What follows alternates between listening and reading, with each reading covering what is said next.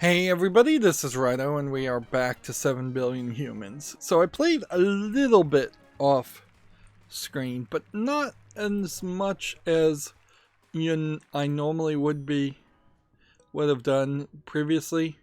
You can see there's still a lot of things on the blue path that don't have solutions, and there's a couple of reasons for that. I also would slightly mention that there is a very firm condemnation that I can make with this programming language and this game in general compared to real programming languages, in the fact that I spent a lot of time yesterday choosing to program a Linux terminal script, a bash script as it were, to have my custom firmware router email me instead of working on these programming. And that was a much more complicated thing that thankfully other people had done a lot of work already for it, so it really was more of a adjusting the input of the log files that I wanted to email and adjusting Gmail to be able to accept a slightly less secure connection compared to what Gmail wants.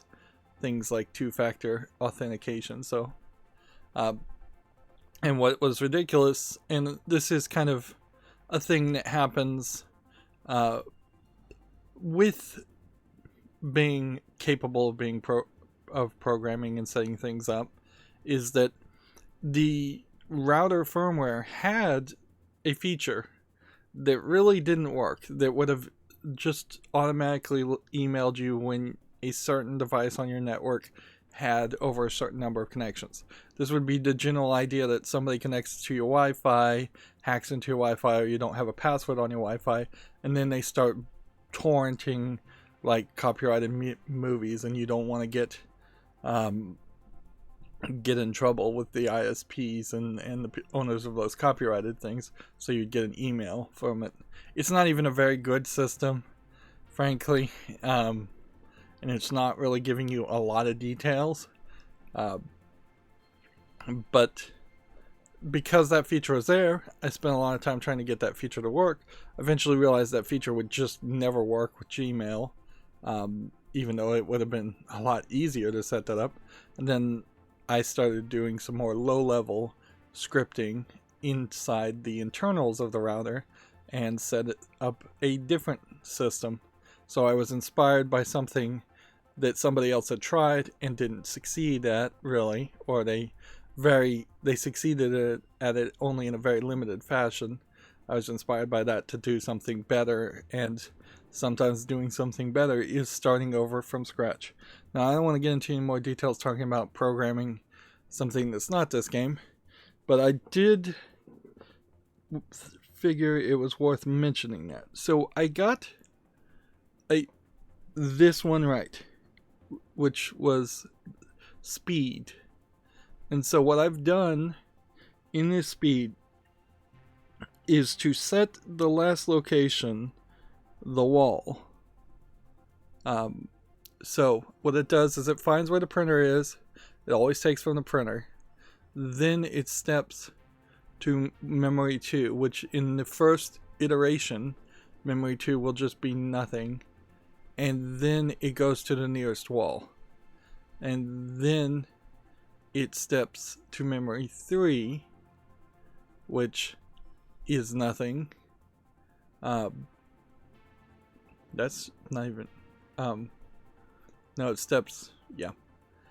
It steps to memory 2, which was the first iteration would have been nothing. Then it sets memory 3 as the wall and gets to the closest wall. And then it looks if you're standing on a data cube. If you're not, drop it. Then set your previous location as where you're standing or where the nearest data cube is. And then it goes back to pick up a thing. And so eventually what this will do as we watch it is it will reduce the number of steps just a little bit by, instead of filling in this floor, which is the goal of this, is to have every single square have a thing on it. It'll reduce the number of steps that each program runs by starting at the walls and then randomly stepping away from the walls to find a place to fill it in. Why is this slightly faster? Well, simply because when you're at a wall, you're going to have a higher percentage chance of filling in the outer ring of the area. And then when it tries to randomly walk, it won't be able to walk against any of the walls, so you have a fairly high chance of walking inward. Once you start walking inward, then you have a high chance of going in a circle, and there's a decent chance that when you randomly step in some circular direction, you will go more inward than outward. And by the remembering where you last were, you have a higher chance to get down to this corner than just randomly stepping to this corner. Remember that the solution to this for the least number of commands was to just have them randomly step in places and just keep on waiting. So look, as in this instance, even though there's a lot of randomness in this, and this is kind of a BS solution that you really would never do,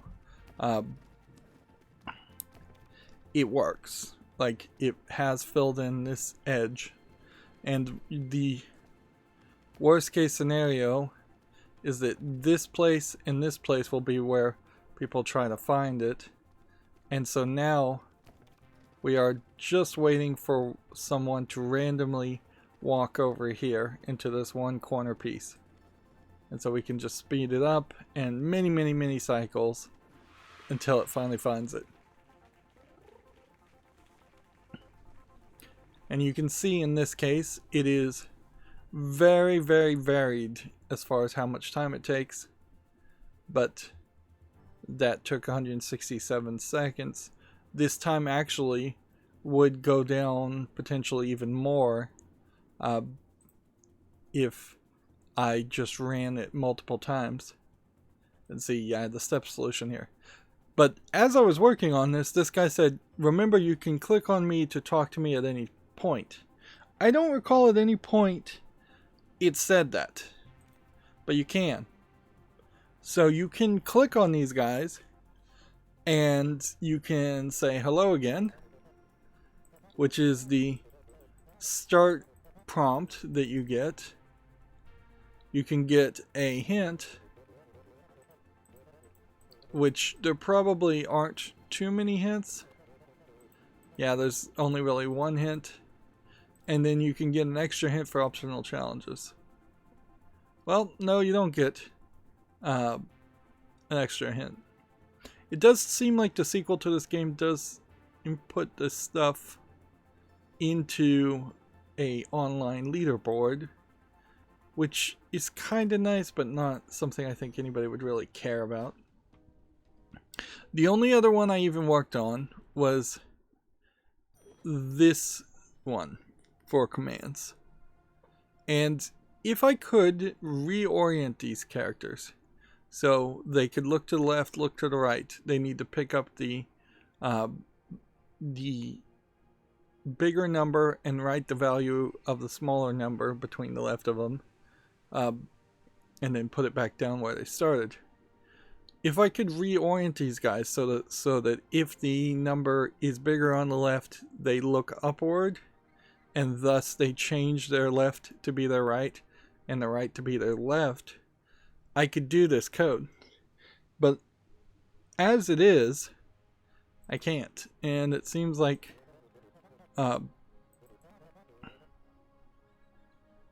let's see.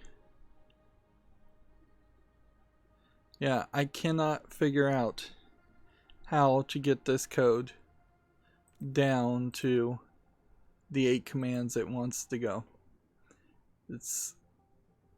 I mean, you could probably not bother with some of this.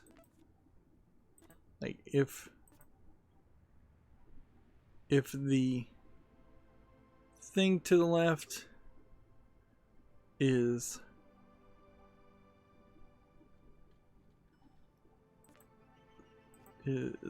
bigger than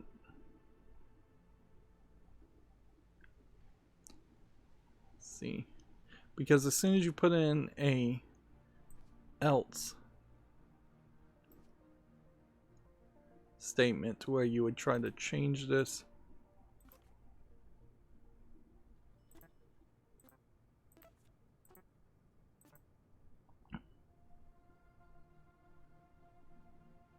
yeah, as soon as you add an else statement, you've added 2 lines of code, and that taking out these 2 lines of code doesn't really change anything at that point.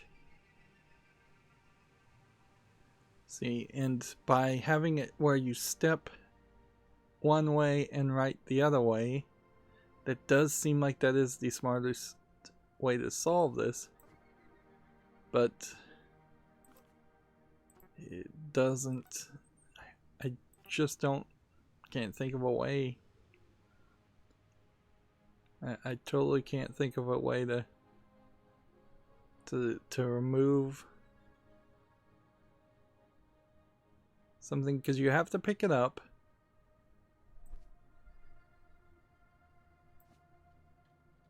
Maybe you don't have to step to something. Maybe that is it. Let's see if this works. So 49. That was a bad solution. Yeah, I've got this a little bit backwards. Let's change that. 88. The bigger number should be 84.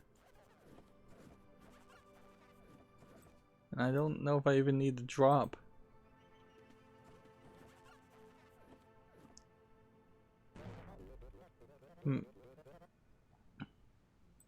Let's step through this. So the 1638. This one should go over here and write 16. This one should go over here and write 51. This one should ignore either one. It doesn't really matter. This one should go over here and write 46. This one should go over here and write 5. This one should go over here. Over here and write 20. This one should go over here and write 10. And this one should go over here and write 48.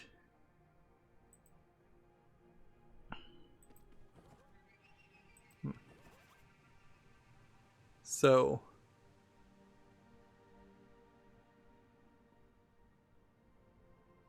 there's something I'm missing here, probably.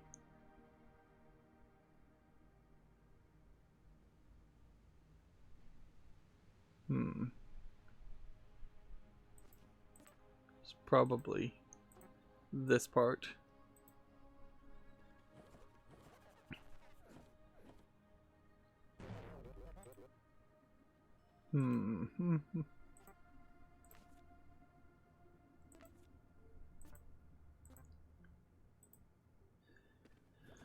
And yeah, my eyes are just kind of glossing over a lot of this stuff.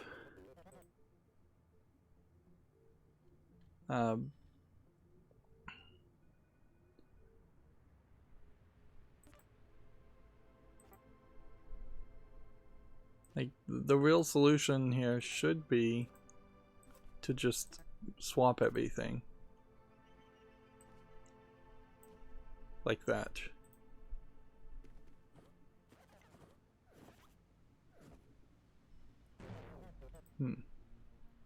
And then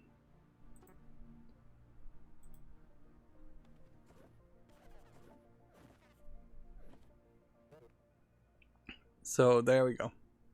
Yeah. So getting rid of the jump and getting rid of the step command was what needed to happen there. Yep. But I can't help but feel like interesting, one of these ran really fast.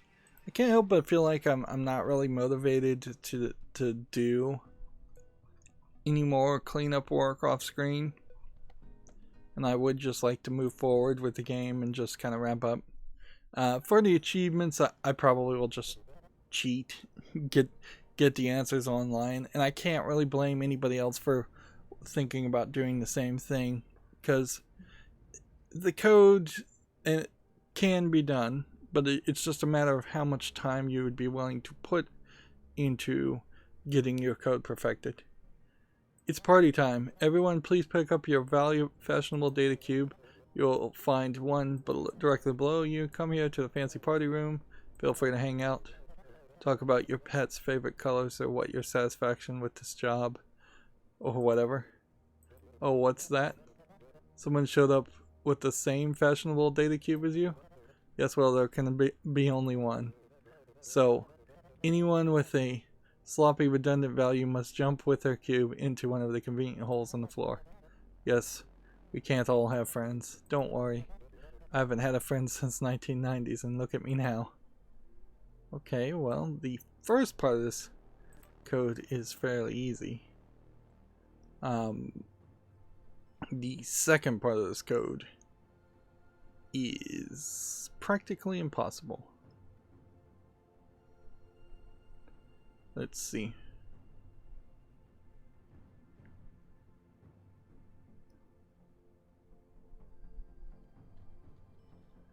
I don't know. Cubes values are 0 through 6 inclusive. Okay.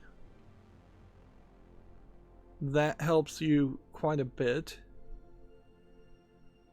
So, what you would want to do is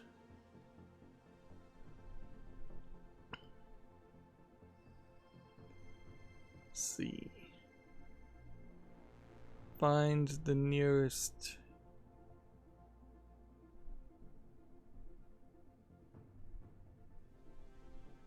let's see, if above you is not a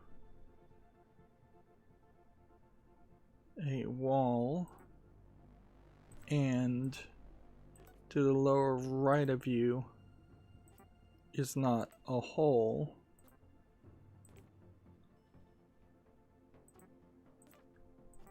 I'm gonna tell everybody to simply just at that point step to the lower right, or this way.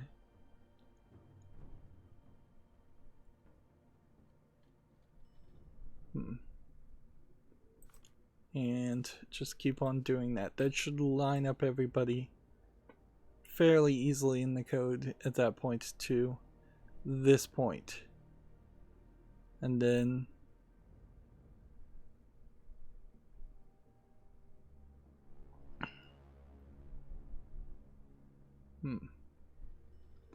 what we want to do is simply have you walk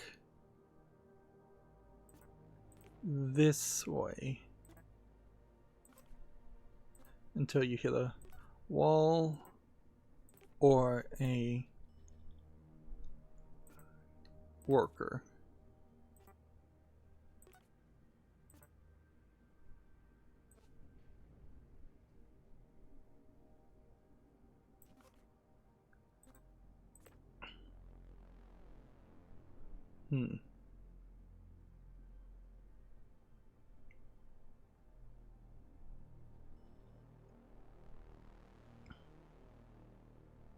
And then what we want to do, we're putting a lot of commands here just to get these guys oriented. Let's see. If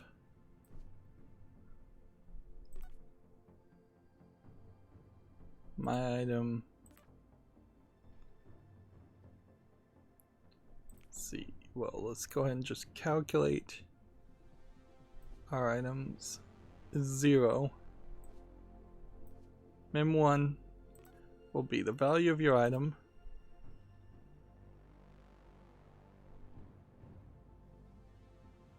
And then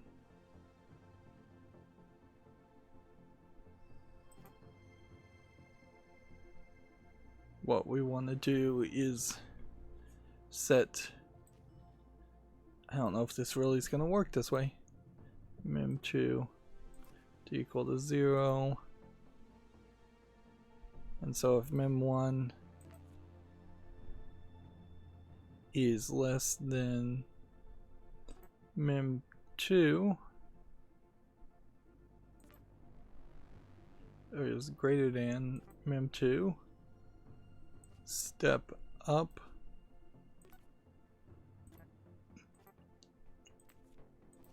or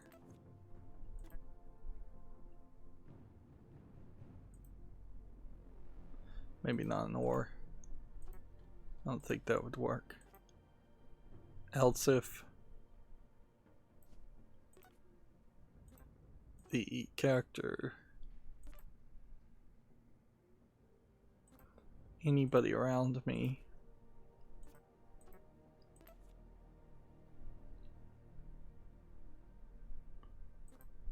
if my item equals the thing around me,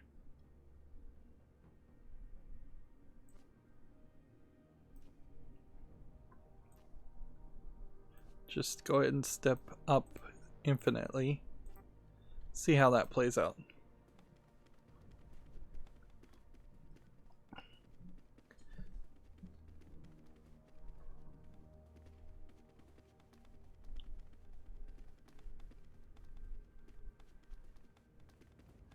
So this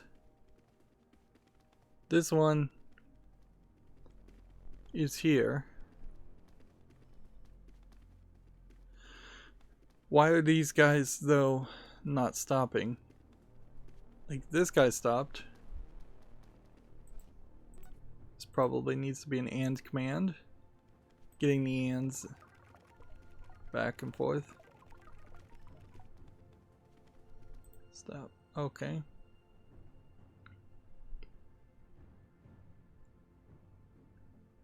If we need to jump this back this way.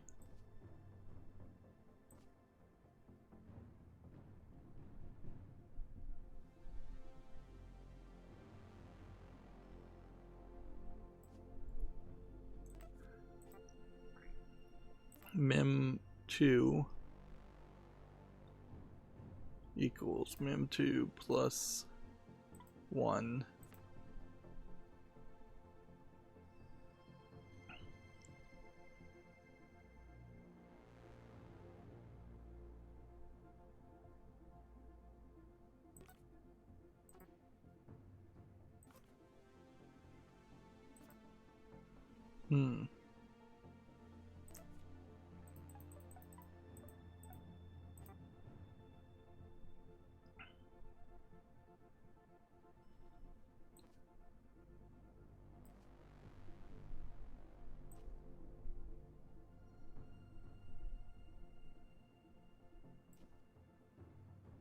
This seems like an overly complicated solution.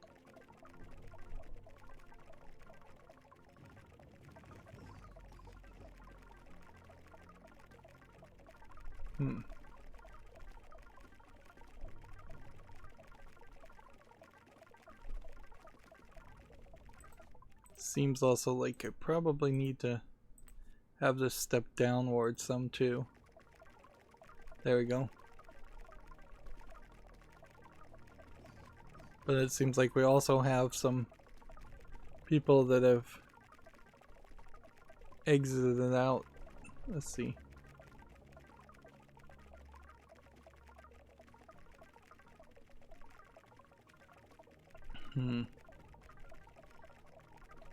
See, like, where is this guy? How did this guy get out of the code? He shouldn't be out of the code. He should still be stepping all the way, possibly down.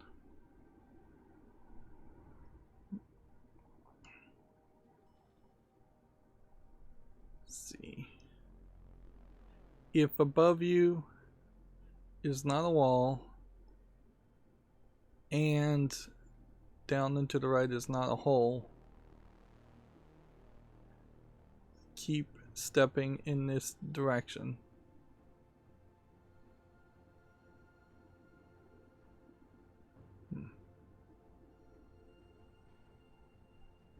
And see, this is the whole problem with this programming, is that it does seem to like to really throw my brain for a loop. Where's this guy's code? He still is now. And I definitely am just screwing up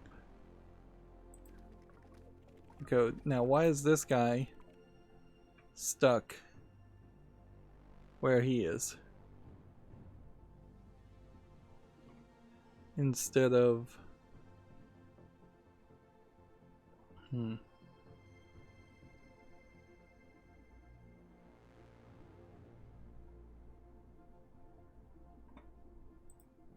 Do I need to, instead of looking for a worker, do I need to look for a data cube?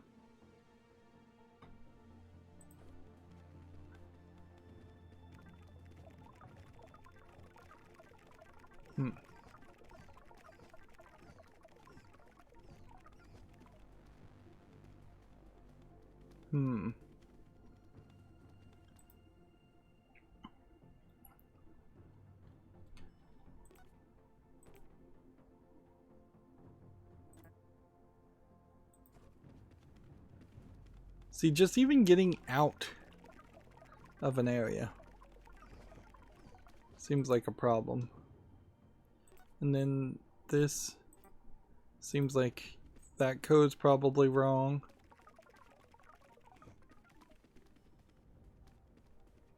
Did that actually work?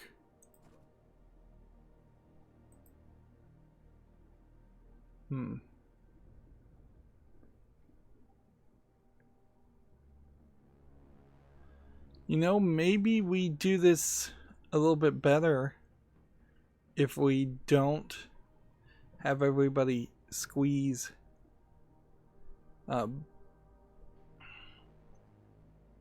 where they don't belong. Maybe it would be better to just say, run a comparison right now and look at everybody around you. I don't think so, though. I don't think so at all. It's probably not code I want to get rid of, but I'm going to put it down here for a moment. And then memory 1 is the value of your cube. If your cube equals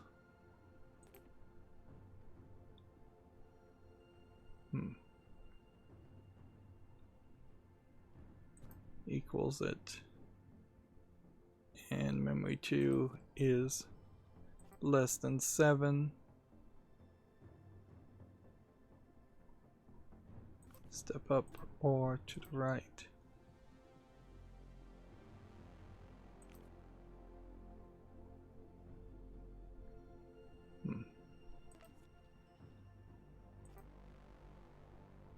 Don't step up or to the right, just step up. So 1, 2, 3, 4, 5, 6. There's clearly 6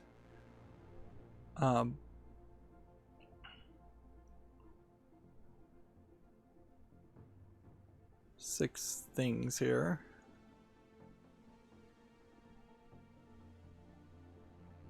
And I could make custom code, certainly, where it... Let's see how far we get. To get to this point, I could make custom code that would say, if my data cube equals memory 2, step continuously to the right until there's a wall or a worker.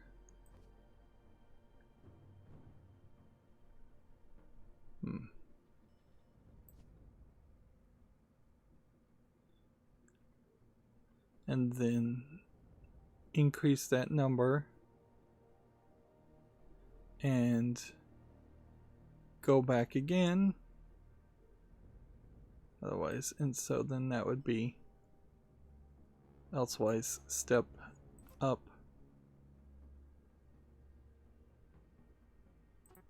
in that direction. Let's see if that works.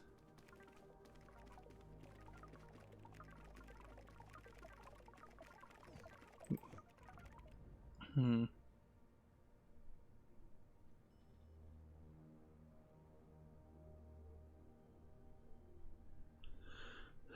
see. This step up command. So if your item is not equal to that, or less, yeah, it should probably just be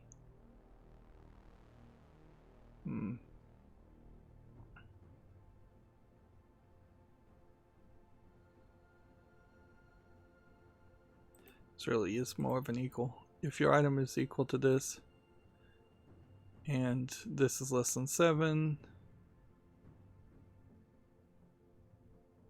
elsewise step up and then calculate a new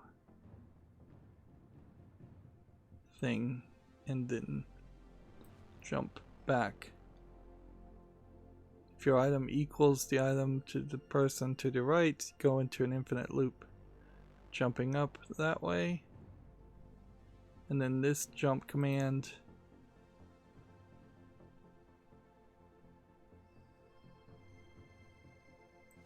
I don't think is really necessary. So we have a 1, so it should go up a 1 time.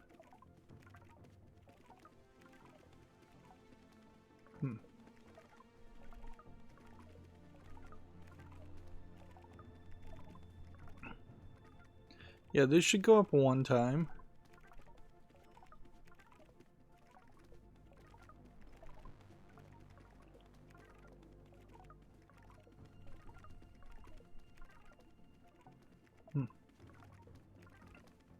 Yeah, it doesn't.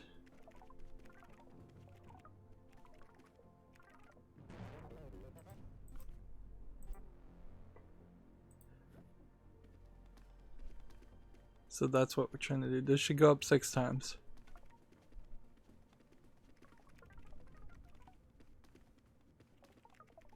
That should stop where it is.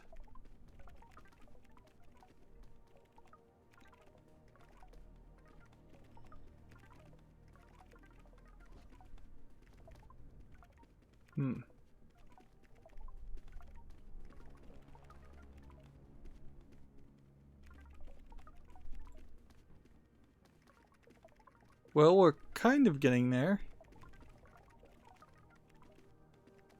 But maybe we don't have enough room.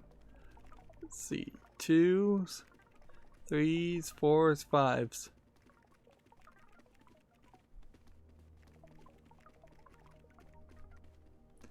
So they boned me here.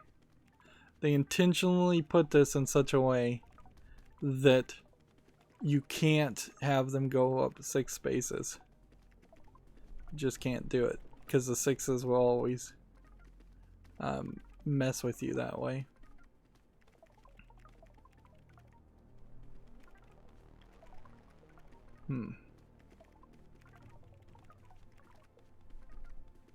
This is still doable, though.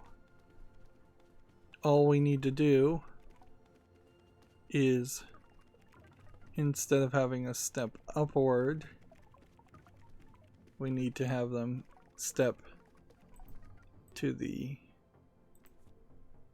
right.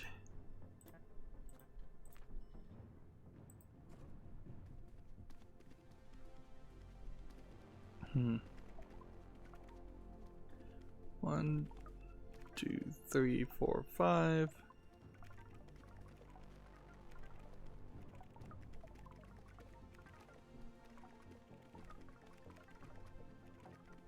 So this one should stop here. But it didn't. That code even activated correctly.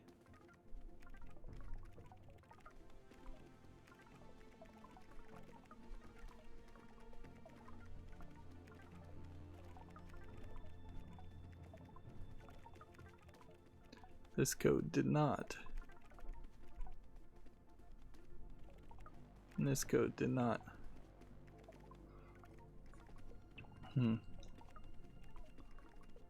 There probably is a point here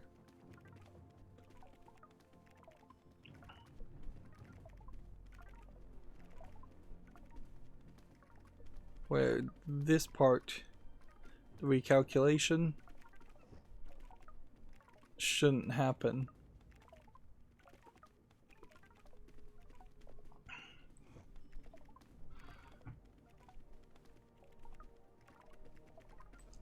Which probably just means like another else command, leaving open a door of it potentially causing less trouble. So we have a 4-4. And we've got guys here. Who are these guys that are still going in circles?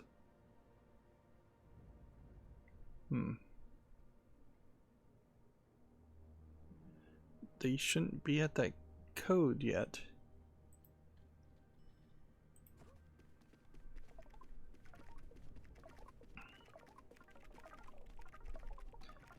Man, it feels like the screen zoomed out there for a second too. Yeah. Man. This is getting tough. Ideally, the goal here is to have a line. But I don't know how we are going to accomplish that.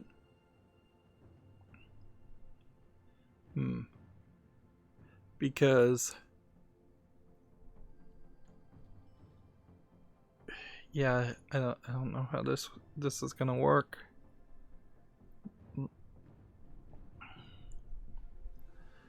There could be a fairly simple solution just to sort everything and then have everybody step upward a number of steps until this bottom row that would be here is standing here and everybody else had fallen into the hole. Let's see.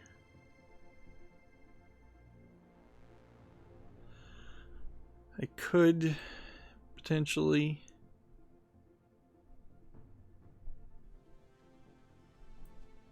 do this and have everything step up 1, which is where it kind of needs to get eventually.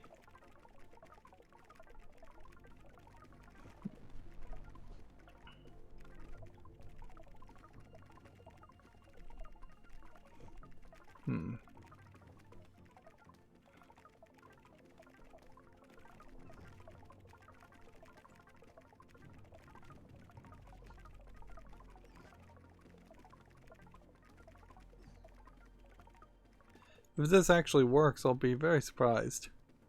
We definitely are also running into scenarios where it's just getting stopped and clogged up.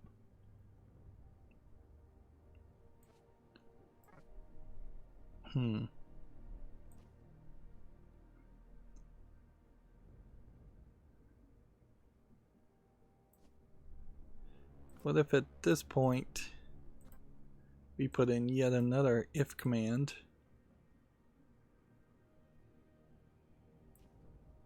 If to the right of you is nothing. I mean, we could do that fairly easily. That would clarify some things. Step to the right.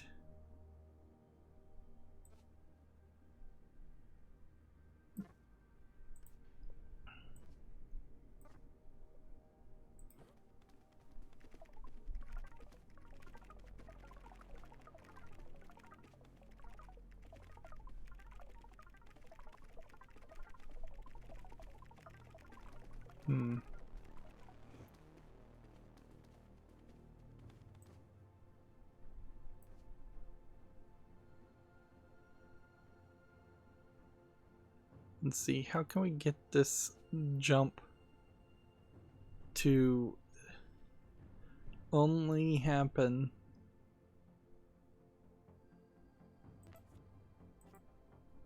without an else statement. Like, if to the right of you is not nothing, do nothing, otherwise step right, and then go on a loop. Why not do it more like that?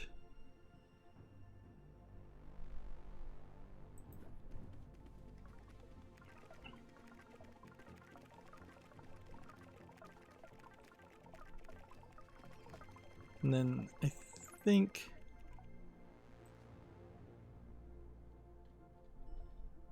this part here, if you step to the right, that's when you need to loop back, which then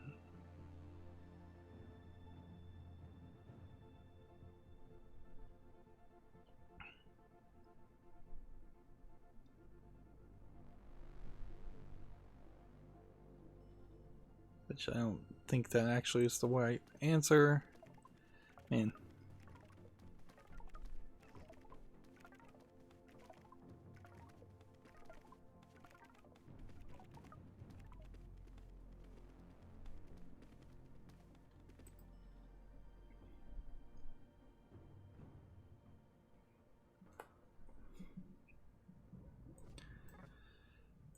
Yeah, this is frustrating, and we're on the mainline path problem here, so it's not like I can exclude this and just say forget it, I'll skip to the next thing. I could look up the answer, certainly.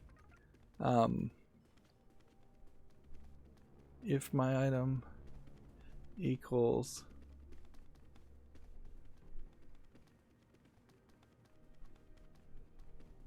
this, I don't even understand why these characters would make it to this point. They should still be waiting for this location.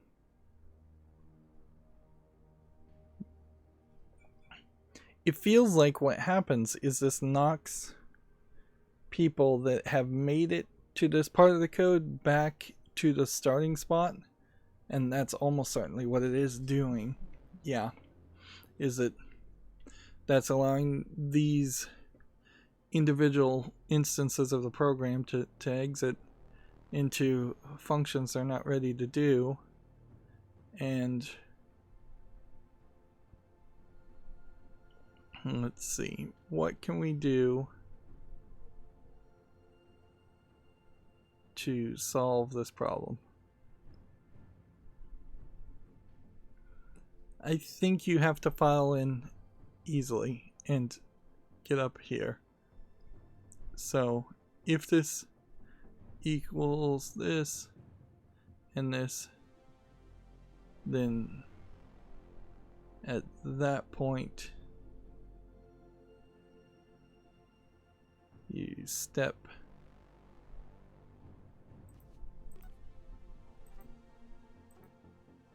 upward. Let's see if that is the solution.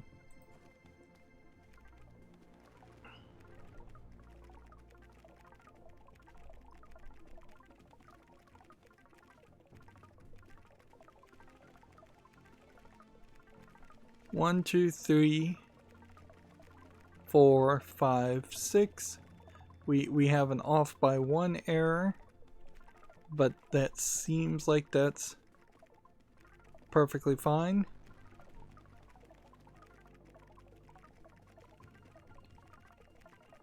And one person just decided to walk off the edge.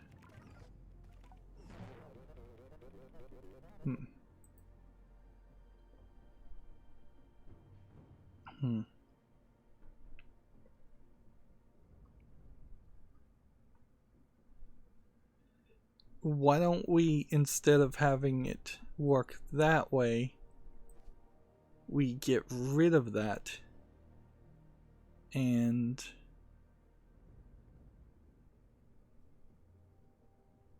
we add just a step to the right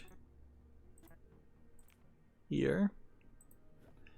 that way we make a line of the numbers here, and then if your item equals the item above you, you're gonna just walk downward. So 0, 1, 2.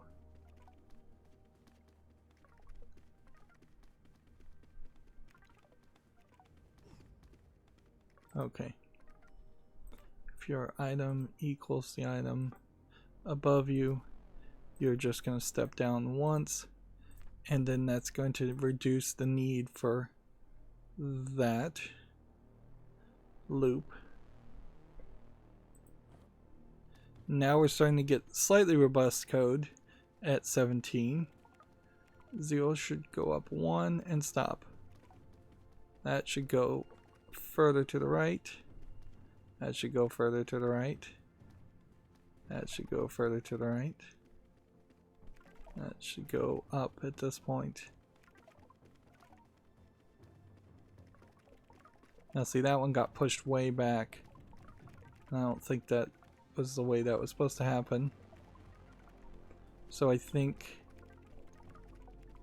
this part of the code here is activating at the wrong point.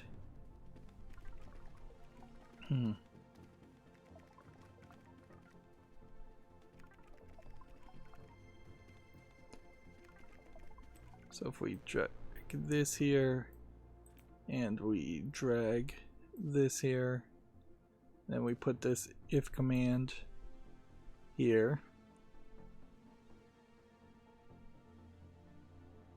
Let's see if that fixes that.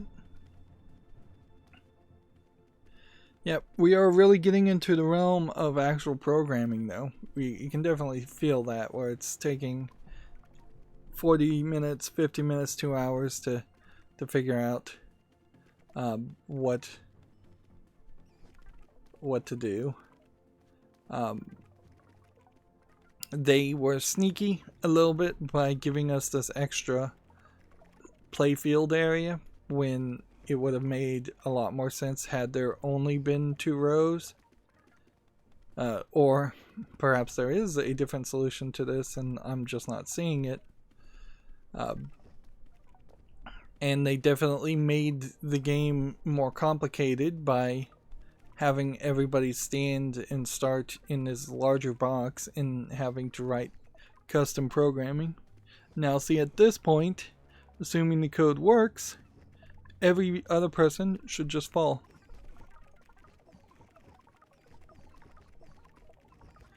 I don't know why you'd ever program something like this though.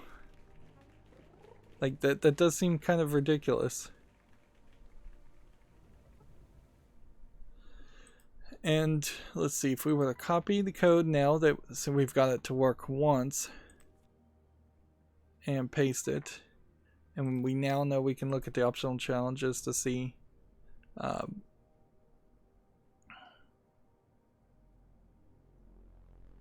the shortest known solution with greater than 50% success at the time of release was 6 commands. I guess that's slightly helpful to just give you a general idea. So we need to get it down to 11 commands.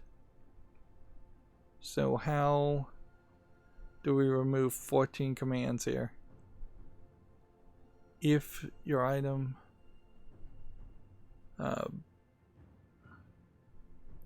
this if command probably doesn't need to exist at all. That can get it down a little bit.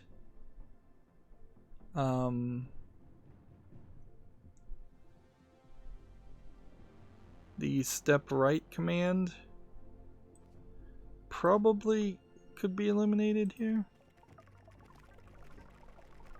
If I just set this to a negative number, which it can't do, so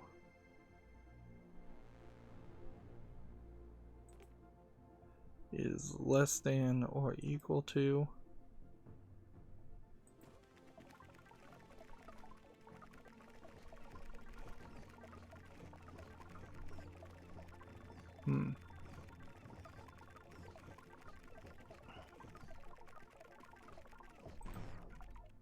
I could probably do this in such a way that I get rid of the diagonal here and then change this to this. And then that could get rid of that step. So now it's going to start. It's going to wait until... Nope. Needs to look actually for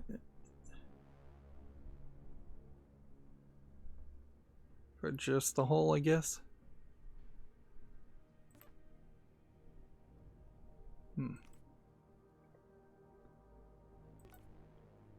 So we can kind of simplify this, remove that part. But that doesn't really remove a line of code. And it makes it less efficient.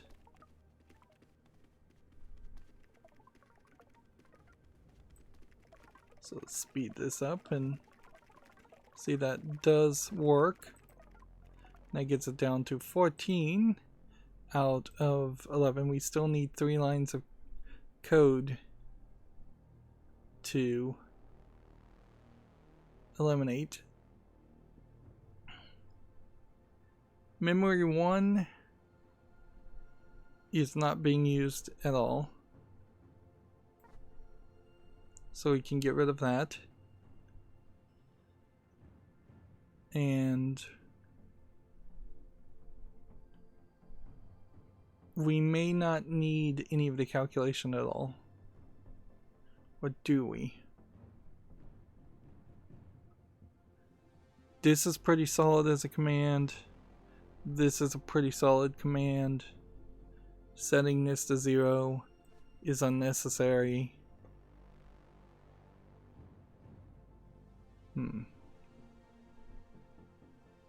Apparently.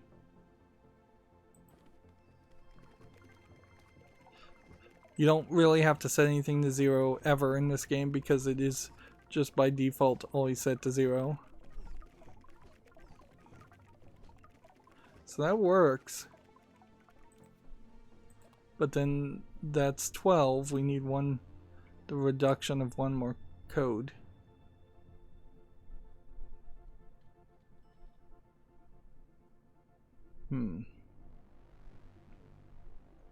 So what is the next bit of line that we could get rid of?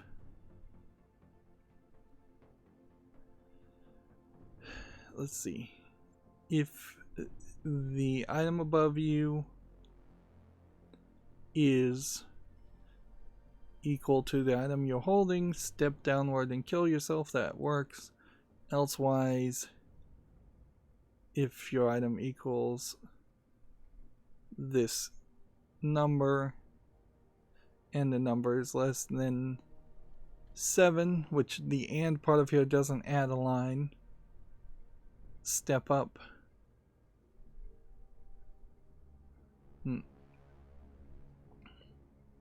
Elsewise, step to the right.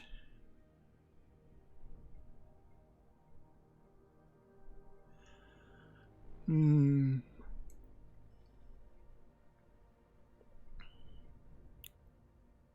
then jump. And the jump's probably not the thing that you would need to get rid of. Unless we could get rid of like this jump and do something more like this.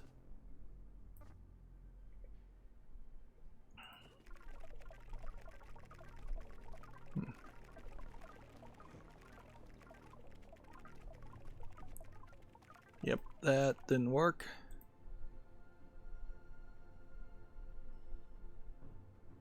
I figured that wasn't gonna work.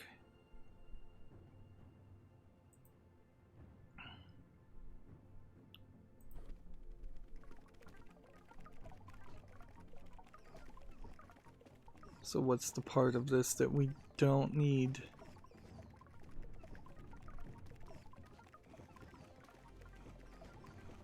Like, we really don't need to test to see if we can get rid of that part. And when we see that we can get rid of that part, that probably opens another door where Mem2 just could be added.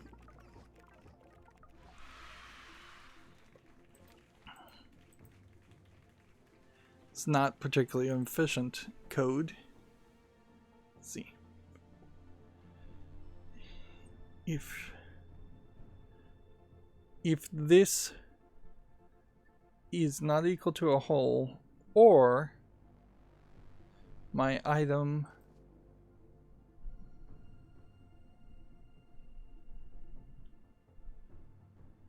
it almost feels like what you should do is merge and split these two commands completely. So if my item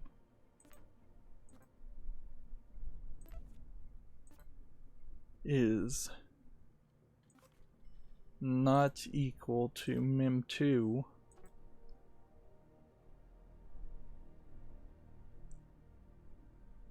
not equals probably the wrong one. Less than or equal to mem2.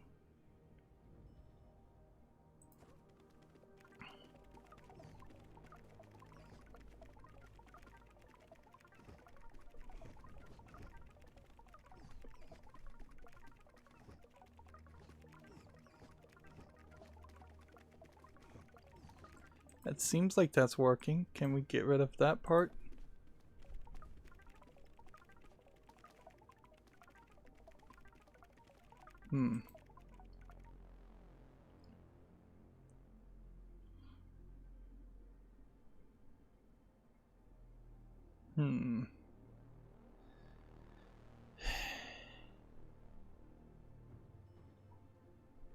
Less than or equal to mem2?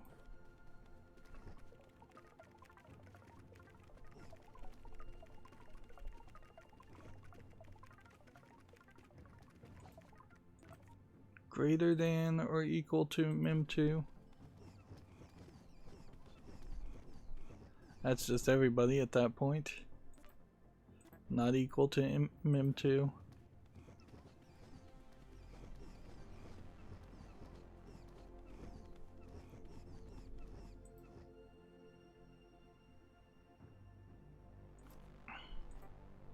Maybe this is an AND command?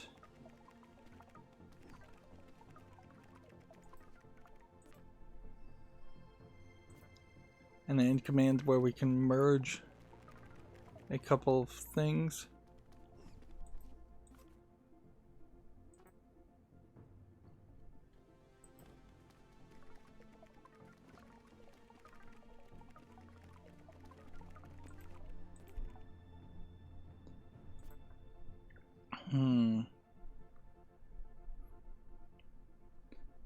And how many lines of code do they want? 11. And we're down to 11. It's just, we're not where we need to be. Because I can get them all to the right like that. And that'll give you several columns of five columns of several rows.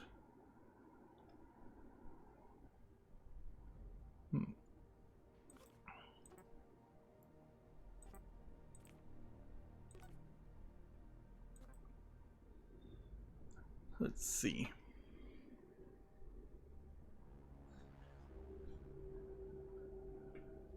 If it's not a whole, maybe you don't need the loop part. because maybe if we just jump back and add a step back here,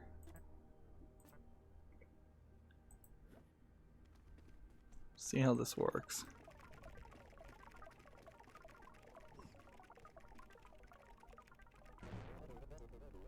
Not quite right. If this is not a hole, keep going in random directions of any direction.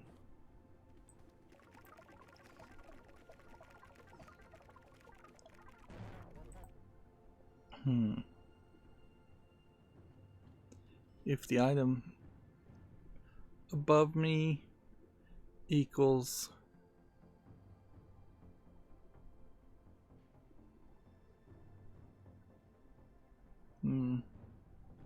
equals the item I'm holding, step down. It really should only happen when we are in the right place. Elsewise, step up, although it doesn't really need an else command because it'll still work perfectly fine.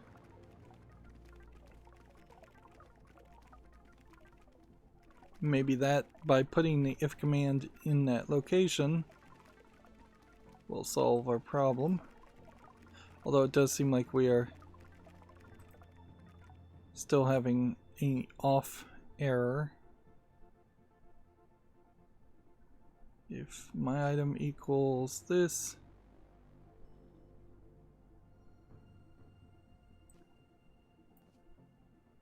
jump command, add it.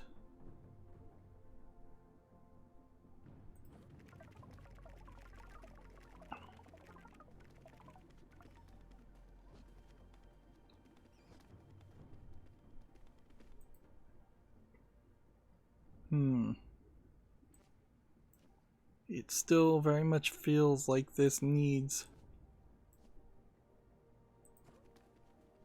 You need that start spot.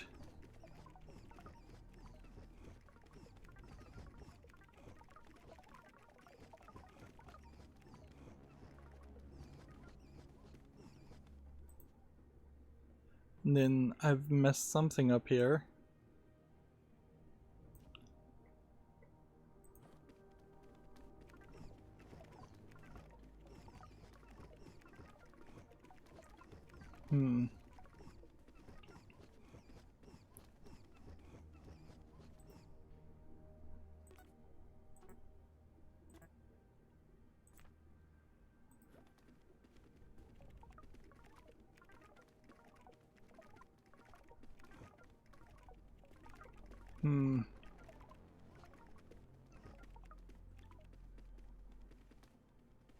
What if we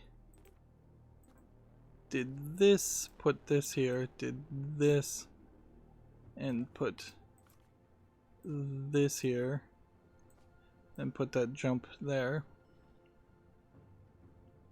which then could let me get rid of that part.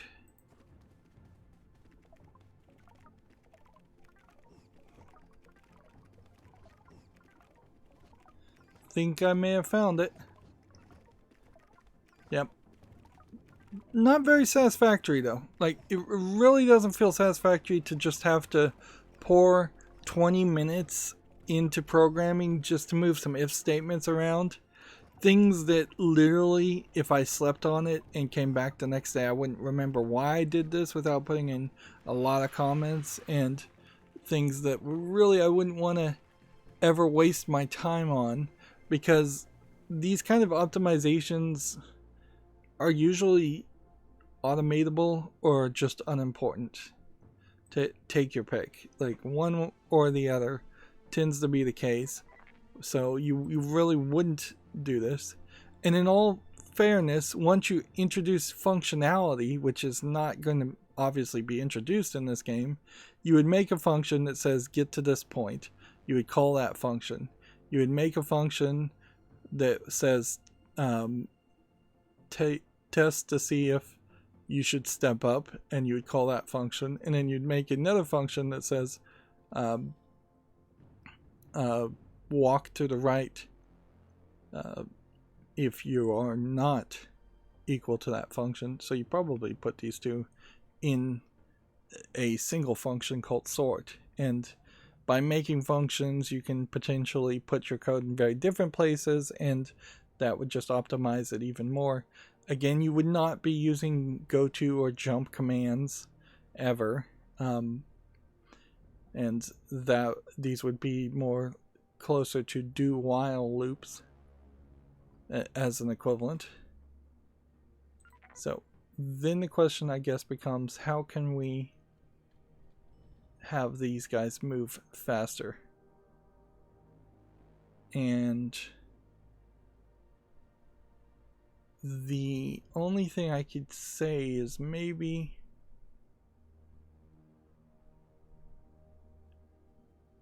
you unroll something like this, where you would say if this equals 0, get rid of the calculation, else if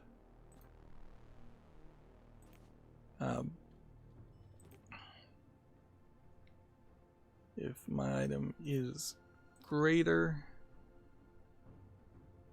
than or equal to 1, greater than or equal to 0, and then probably don't need this code at all. Else if, and we'll definitely want to put this in the right way, my item is greater than or equal to 2, else if my item is greater than equal to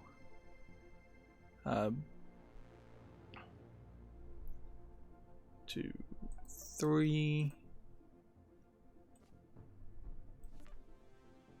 step.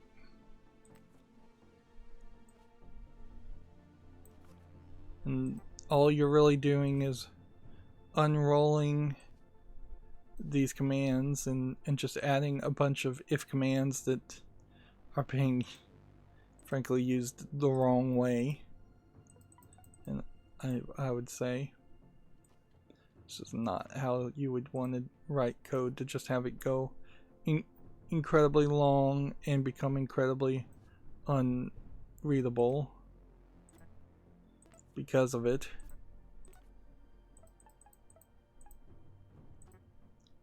Let's see. Step, and we can just use an else command here to step again for 6. Let's just hit play and see if that works.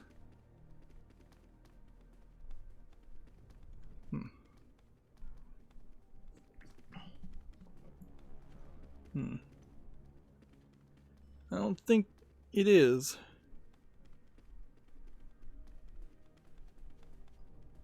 My item is greater than or equal to 0. These probably just need to be greater than, don't they?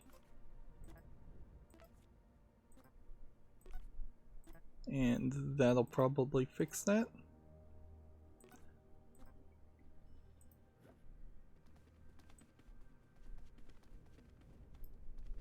Still having problems.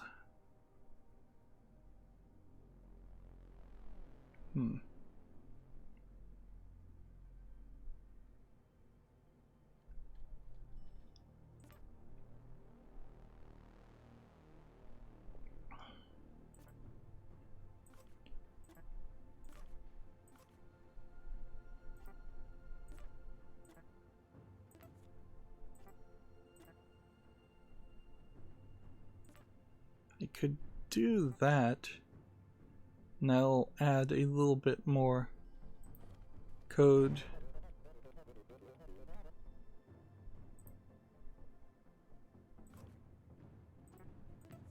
to make sure they're in the right place.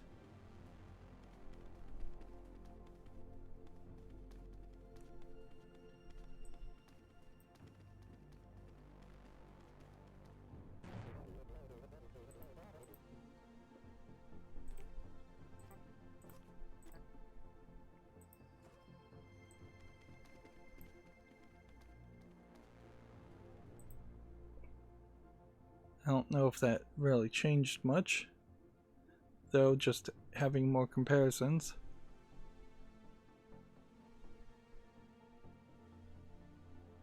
If my item is above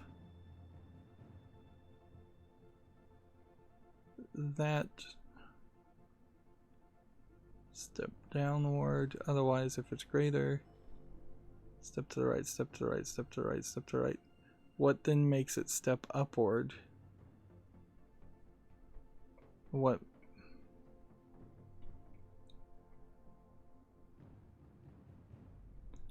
There's something I'm missing here. So let's watch this one. Her item is 3. She should go 0, 1. She goes not enough steps. So everybody needs, I think, probably an extra step. I don't know why, but we'll see.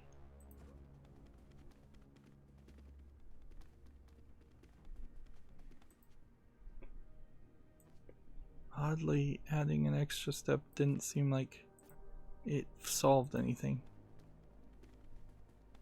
Yeah.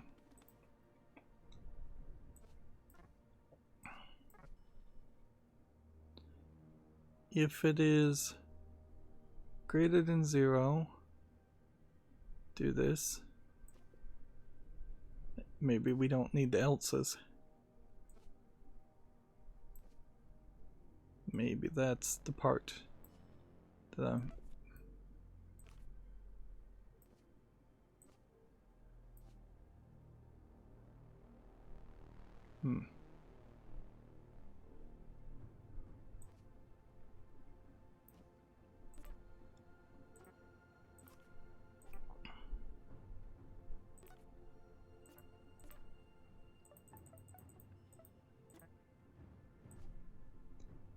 See how that plays out.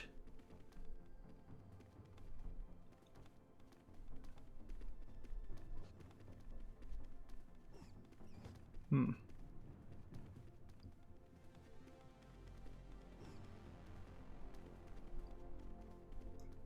then I think the only other part of this would be to put this command there. And let's see how that works. Think we've got it. But will that be fast enough? Because if it isn't fast enough, then I don't know how to optimize it any further. 68 seconds. The target was 75 seconds. But notice here you don't get information about the leaderboards from that screen. Somebody here has done it in 22 seconds, which is intriguing, but probably not very interesting or satisfactory, because I imagine it's just going to be an extremely long amount of code if you could even see that solution, which you'd have to find it posted online somewhere. So we get another cutscene.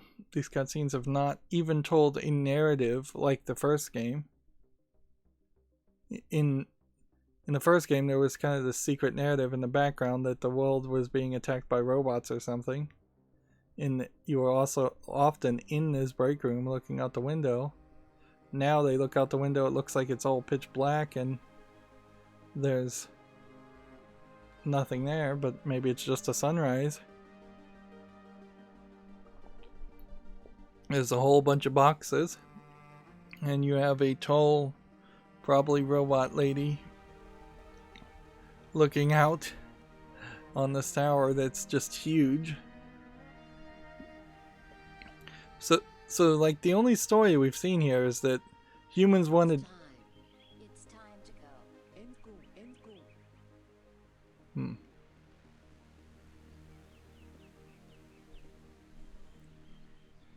Yeah, they're just gonna be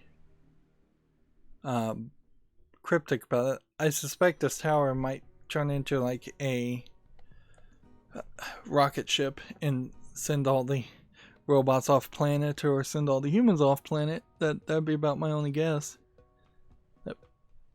But yeah, these cutscenes not helpful in any way and not really telling anything. Compulsory office romance. Well, hello you two. Worker number 1 meet worker number 2. Worker number 2 meet worker number 1.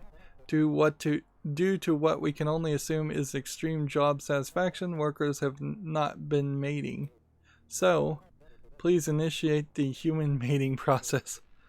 It's 2 guys, by the way, and I think they probably programmed it that way. Yes, I don't know how it works either. Just read the instructions over there. Worker on the left, say hi to the worker on the right. Worker on the right. Once you've been greeted, please say hi to the worker on the left. Repeat saying hi to each other forever, never interrupting. You've got new commands, tell and listen, which tell and listen do feel like they would have been very useful commands earlier on, so that you could tell a location or a memory value. So when listening, a worker will pause their program and wait until they hear someone tell the word they are listening for. So tell the person to the right of you hi, and seems like that's all we've got as commands. We're not going to be able to use and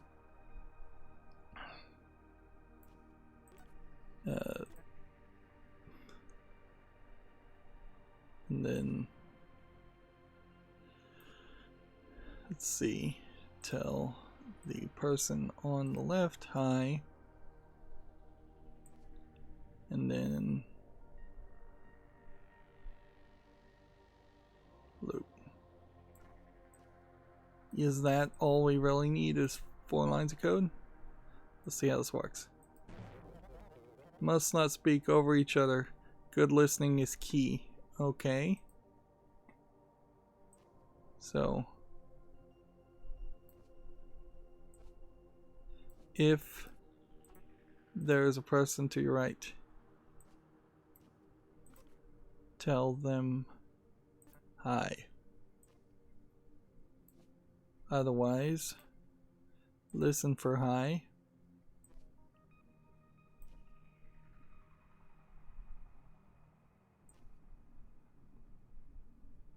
Listen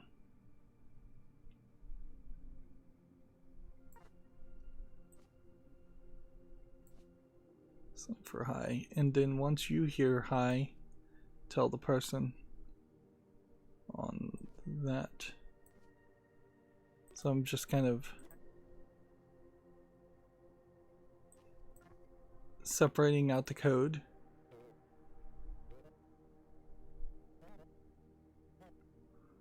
There we go. And obviously this is supposed to be super simplistic code, just introduction. Excellent work. You may now proceed to produce offspring. So I did that in 7 codes, and I did that in 13 seconds. There's no need to improve on that. Obviously, that was supposed to be a fairly easy program. Good morning is what I would say if I was standing in line with you and also executing this assignment. Yes, pleasantries are a thick oil that really lubricate a productive workforce. Please enjoy using the new tell and listen abilities among yourselves. Cheers. All the best. I'll just read the assignment over there. The first worker on the left must tell the second worker morning. The second person must tell the third person morning. and so on down the line. Okay. So everybody listen for morning unless the person to the right has nothing. The thing on the left has nothing. Then tell person on the right morning, and then tell the person on the right morning. I don't even know if I need a loop there, because this really is getting into the idea of interrupts and just having the commands and the parallel programs work at their own pace and wait for things. Getting rid of things like recursive loops and just assuming that the other programs and the other parts of a computer are going to be ready when you're ready. Wasn't that nice? Of course, it's not morning anymore, but good effort in everyone. I did that in 5 commands. Apparently I could have done that in 3. So let's see, how can we do it in 3? Probably by just saying let's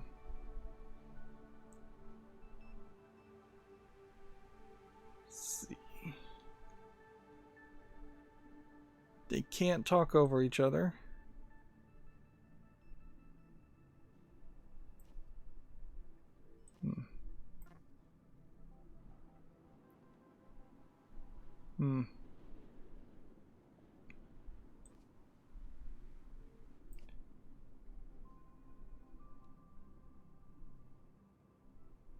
I don't.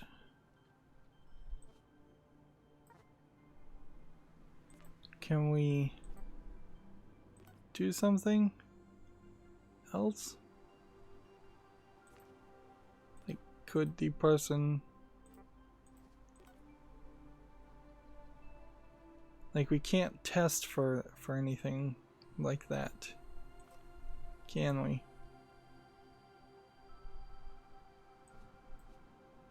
Till morning, listen.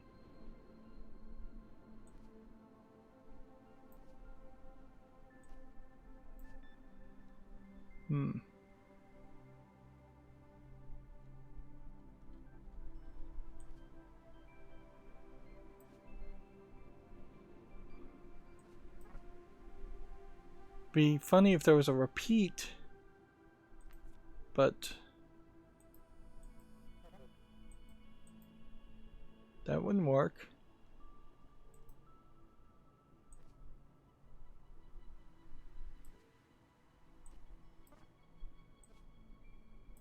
And a loop like this will literally never go anywhere. A loop like this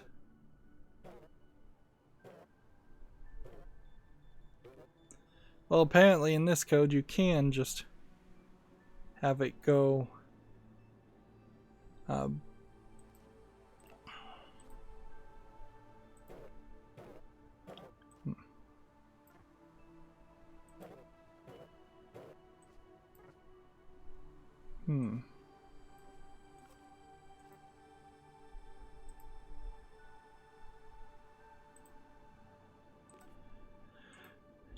yeah.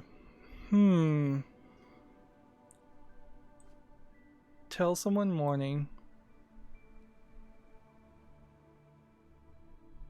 and then if you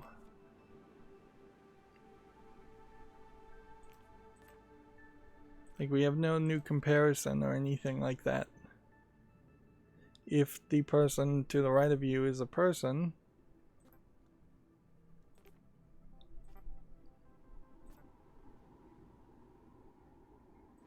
tell them morning, else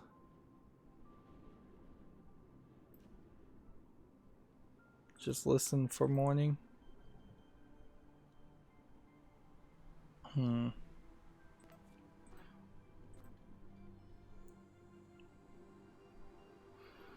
Well, if the thing to the left of you is nothing, tell the person to the right of you morning, and then we have like no step up ability. If we did, we could move out of the way.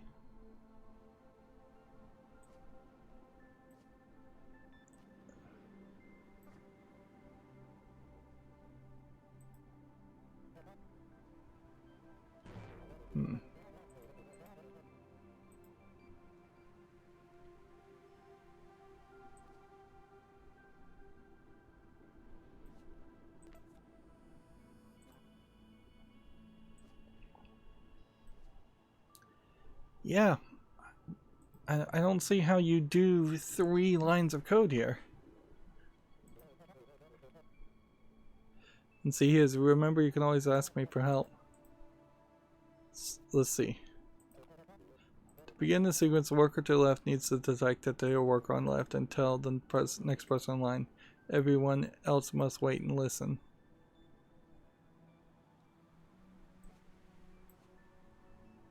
Yeah. Okay. And that's 4 lines of code.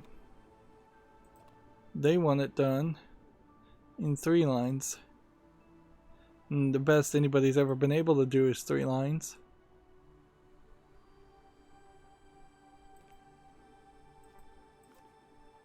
When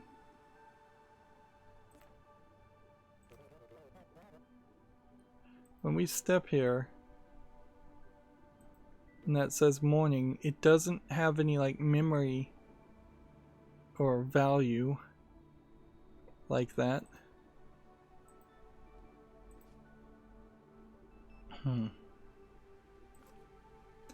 If the thing to your left of you is not a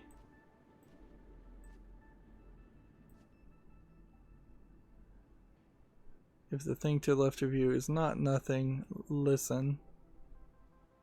Okay.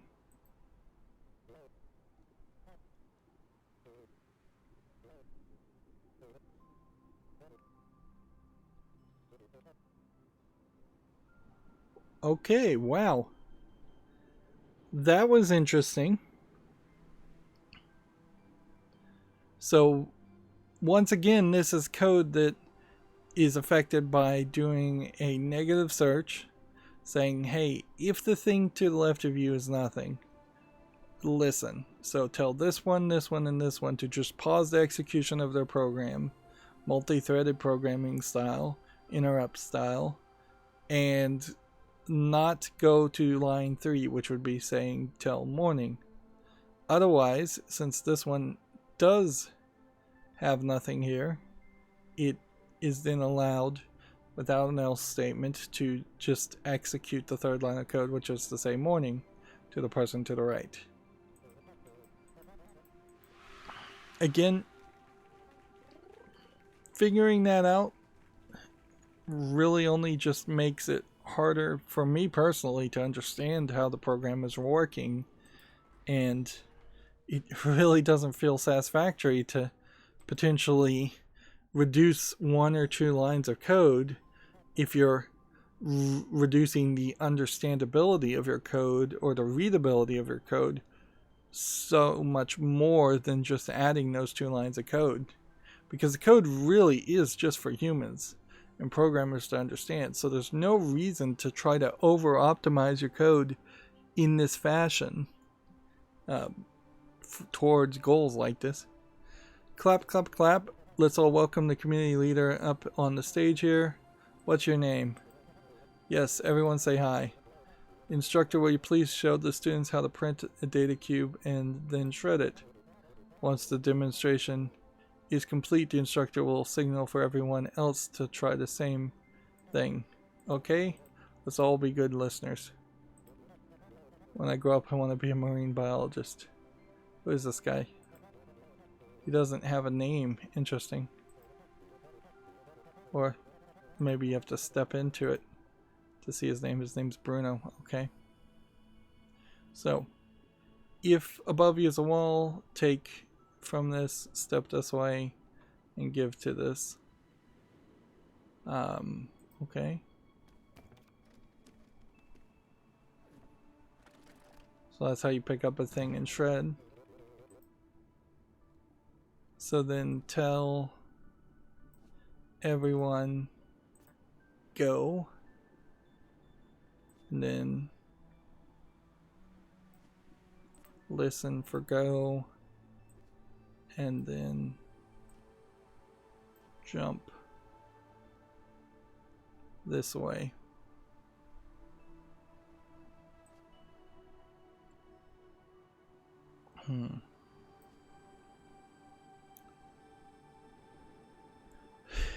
Should that work? I think that will work.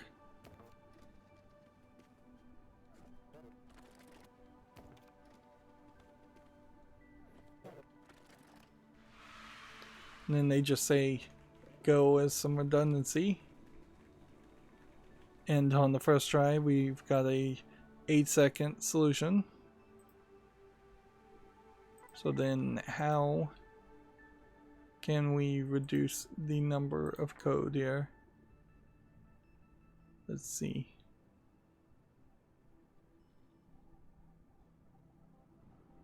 Would it be easier to set this as the nearest shredder and then just give to mem1?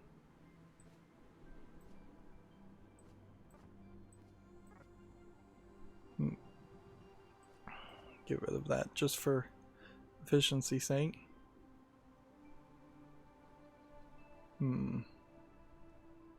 That's 8 lines of code. They want it done in 6. Let's just see if that works.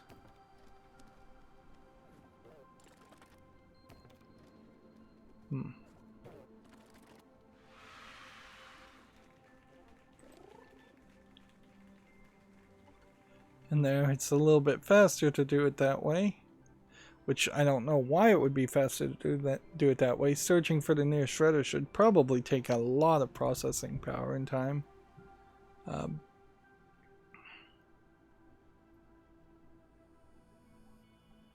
Let's see. We're trying to get rid of commands, not particularly make it faster. So putting an if statement here would just add commands in direct opposition of our goal. We could in some way reduce this, I feel like. And it has to be the else and the jump,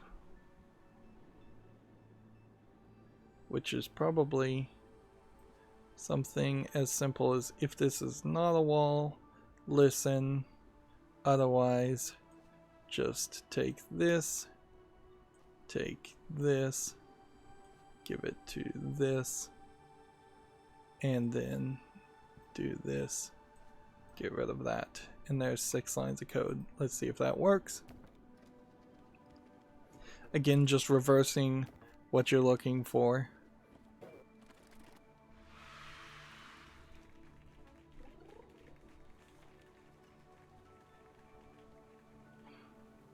They really are sweating the small stuff here. Just like totally sweating the small stuff as far as lines of code and the speed of code, instead of looking at a bigger picture and perhaps teaching bigger concepts to accomplish bigger things. Let's see, have you ever eaten a carrot or a banana or a long sandwich?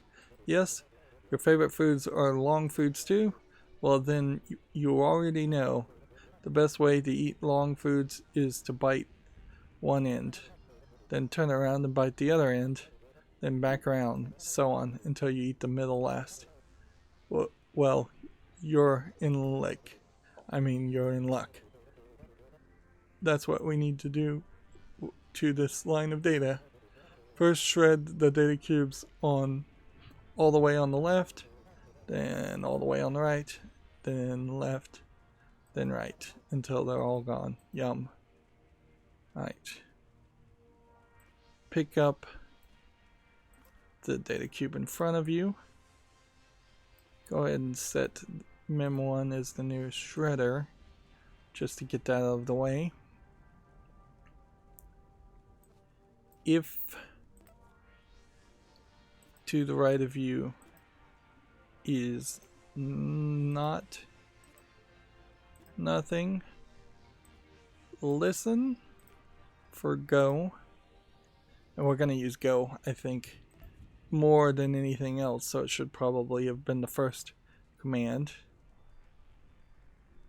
And then we don't need an else statement there, and then we just need to go ahead and give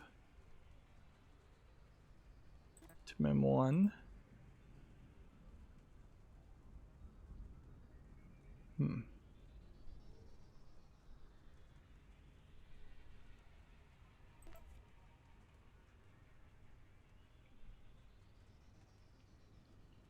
we need probably an else if statement here.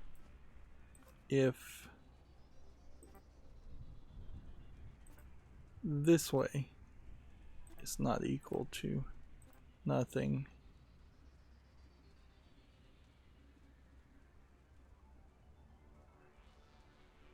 listen for go. I don't know if this really needs to be an else statement. All these guys will be listening again. And then there might need to be a jump back up to this point.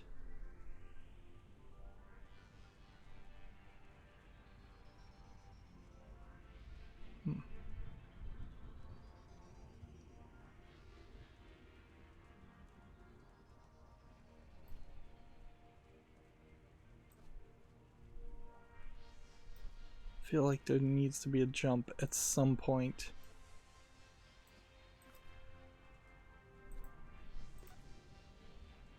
See how this plays out.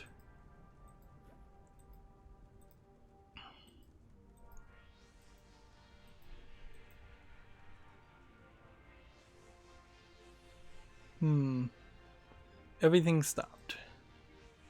So that's not gonna work.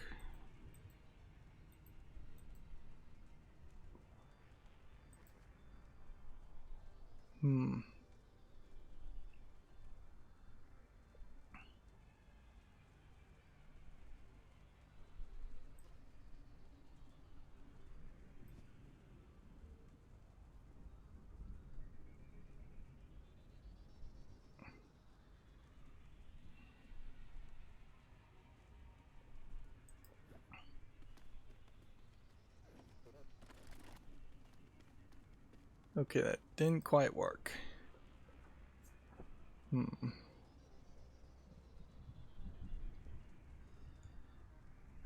Let's see. We need to run a re-evaluation after this point. Tells everyone to go.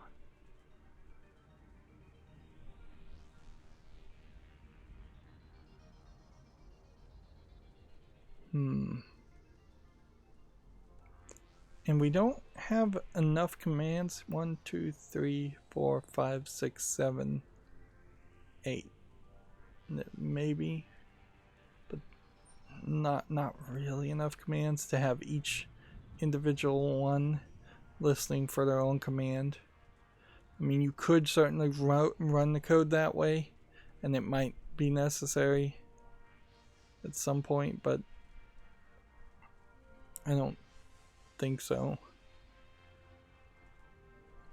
Let's see. Give to mem1.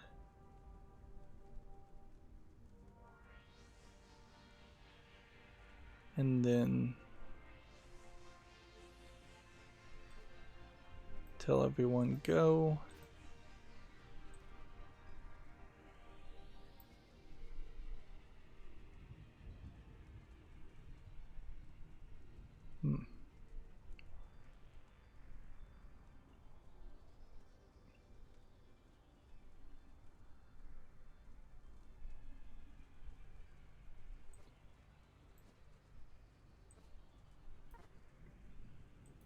This shouldn't work.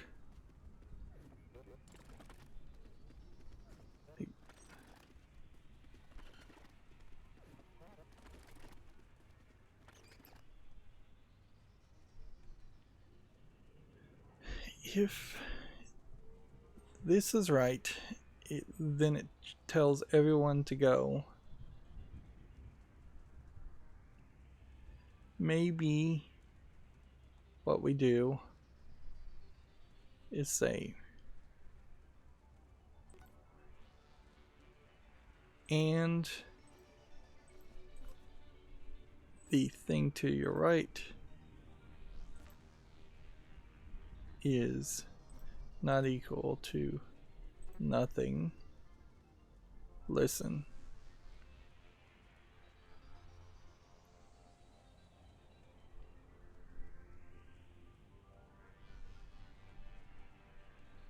Which is frankly more than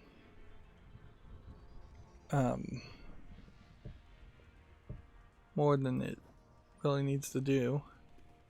That eliminates the code down to the 2 people.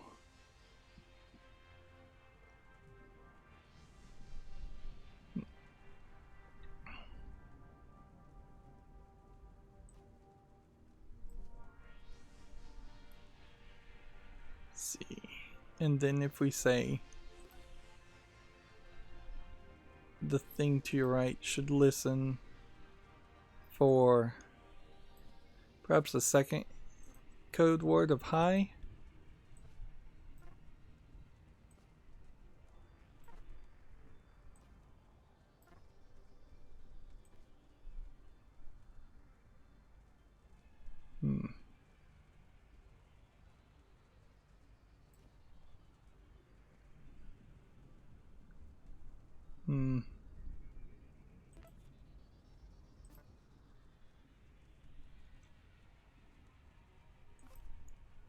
Tell everyone hi.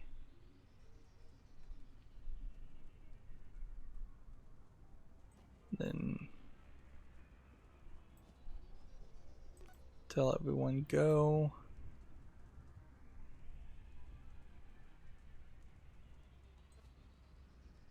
Maybe you don't tell everyone go. Maybe you just loop.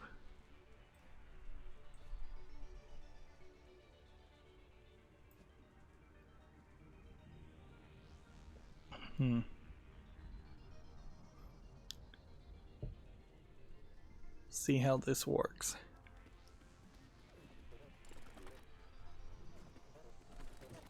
Doesn't work particularly well though. If to the left of you and to the right of you is not nothing, you should listen for go.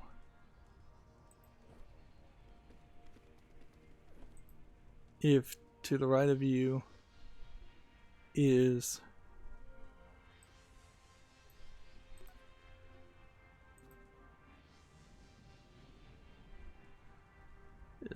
that,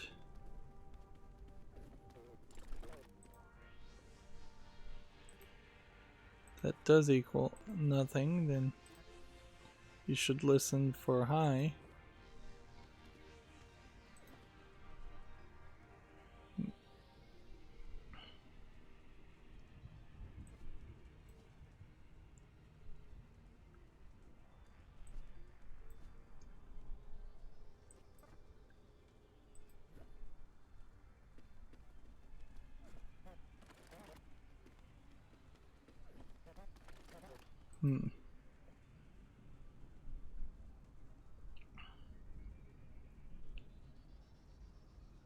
So let's see.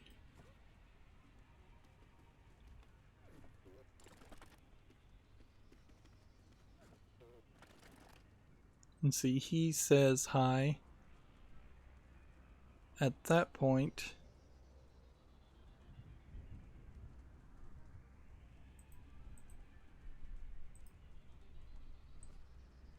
the easiest, I think, way to do this would probably be to just give it twice so we get rid of the people.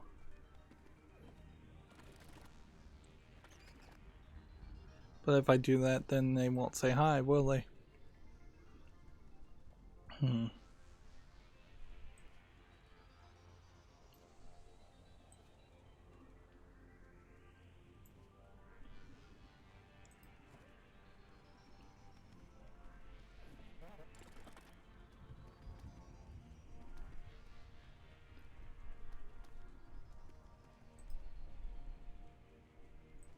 Yeah, I don't think that jump command works.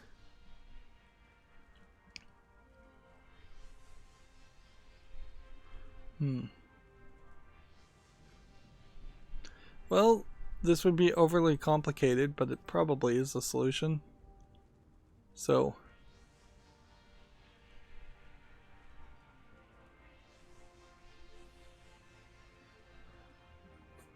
if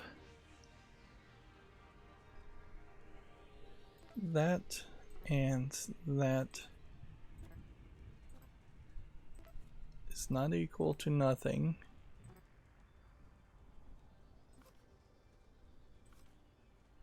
just wait.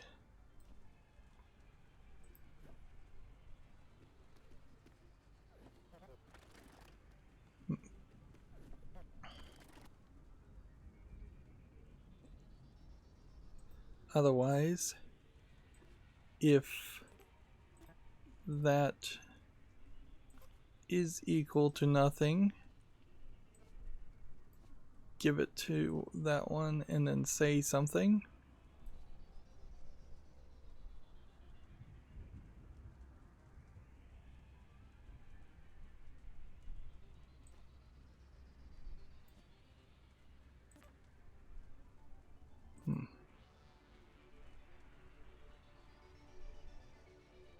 Then put that there.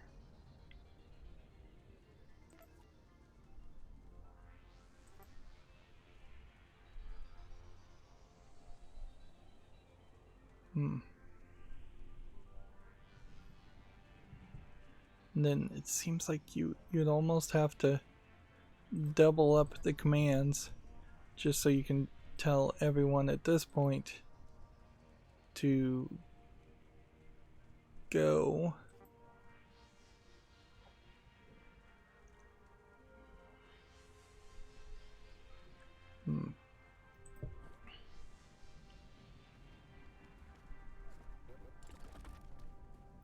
I'm currently at the moment failing to really see the idea here.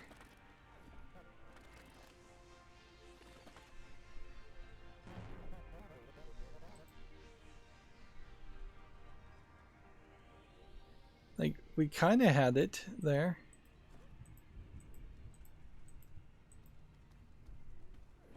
So everybody's waiting their turn. Then this would be the next one that would be told through the high command.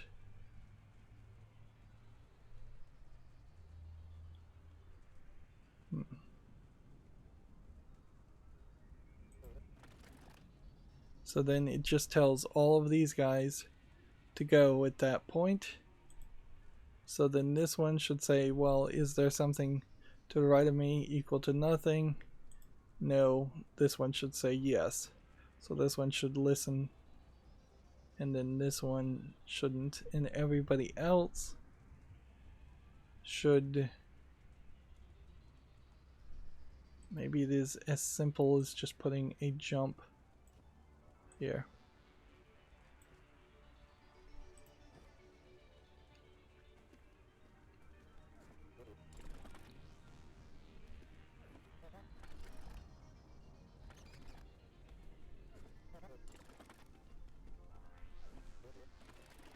I think I may have it. There was no specific requirement here to say that you had to keep people alive. So we did it. We did it in 12 commands. And we did it fairly slowly.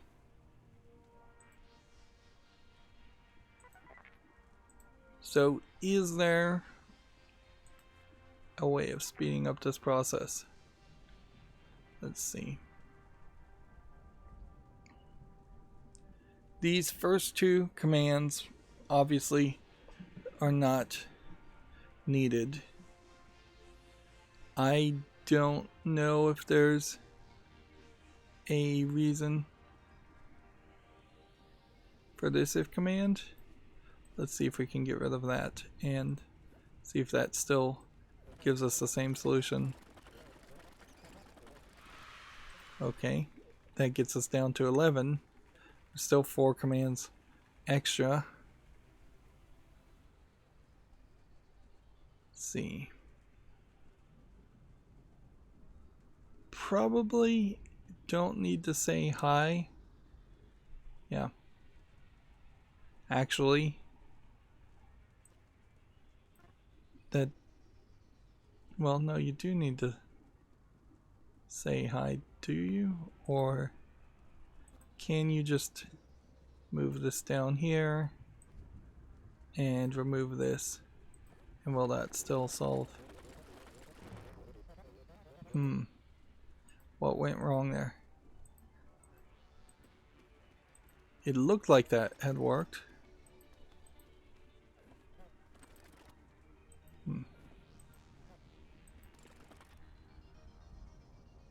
Let's see, something got out of order.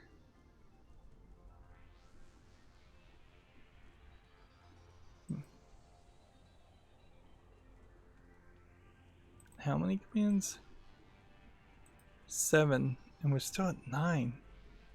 Interesting.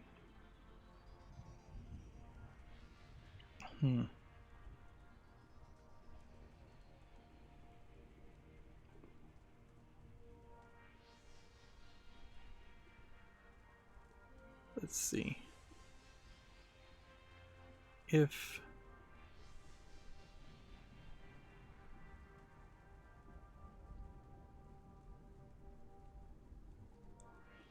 adding one more command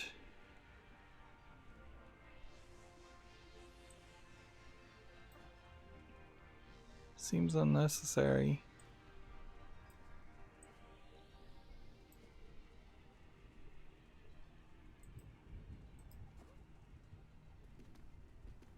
Left, then right, and then everybody else.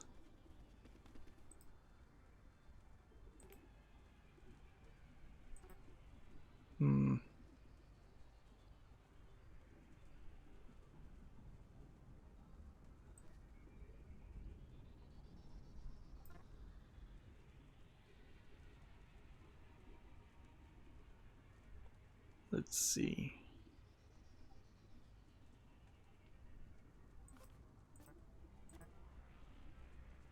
That equals that. Didn't do that. And didn't do that. I don't think that's right.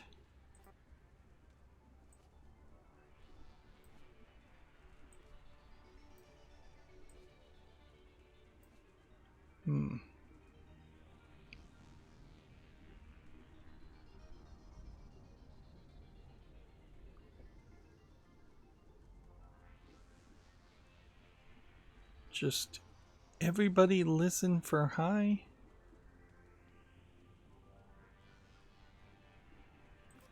If this equaled nothing, give that, and then tell everyone go. Elsewise, listen for go.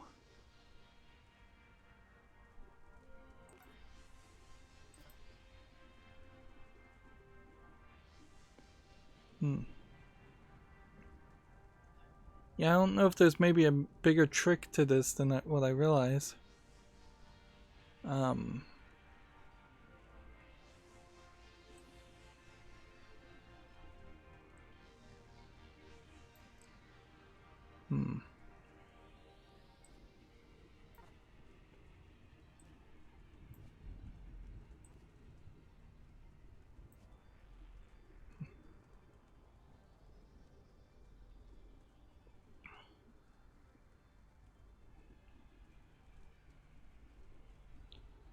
Let's see.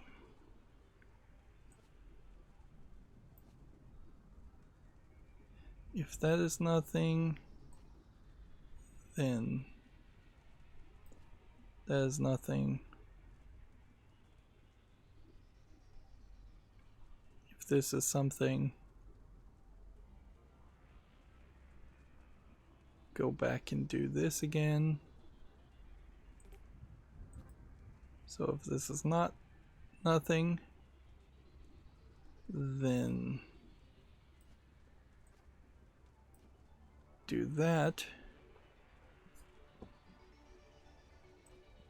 Otherwise, listen for that.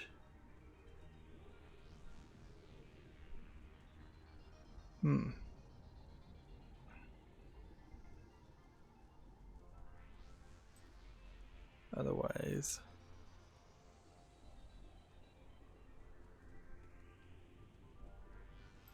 listen for that.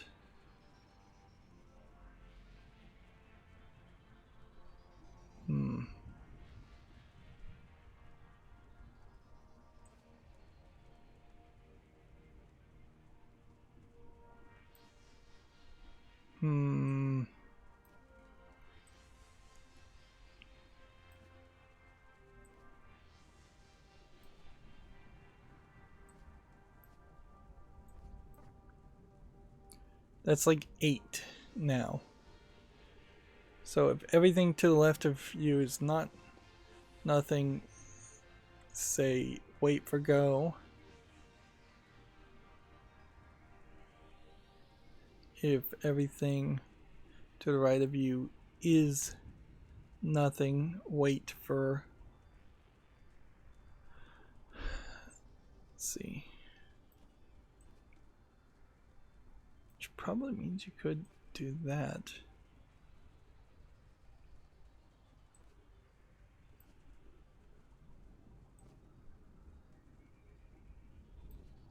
Something like this, maybe. Would that possibly work?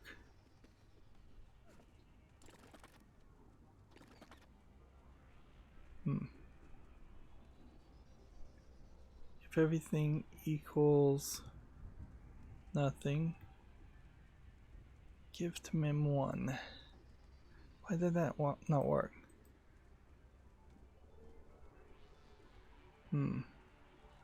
Feels like that should have worked.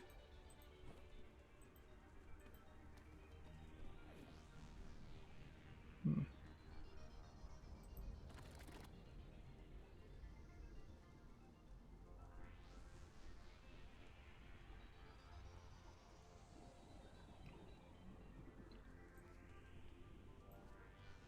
see. This should make this guy move first.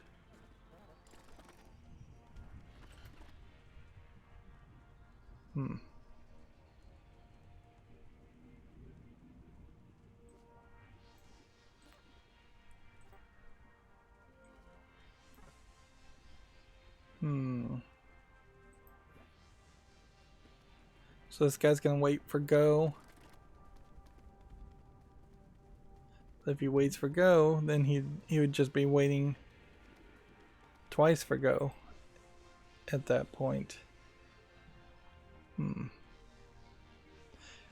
normally you would put like a pause in this, or although the wait command is a listen command, a wait command for would be better than the pause command. This doesn't really satisfy. Let's see. If I said hi, and then wait for hi, and then, because you can't have them say memory anything, so you can't change the tell command.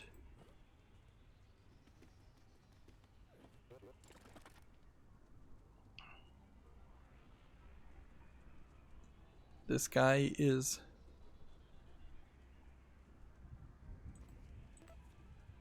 feels like this would have to be an and command. And to the right of you is not equal nothing.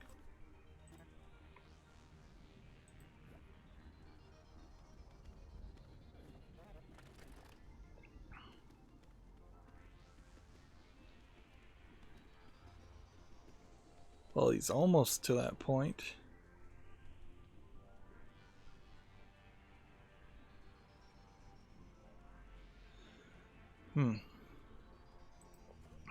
But now this guy's getting stuck because this guy's in the way.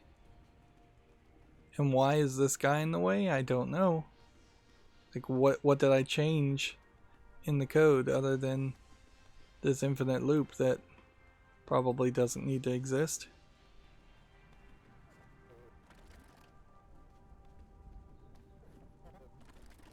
Yep. That's the deal. But how many lines of code do we need?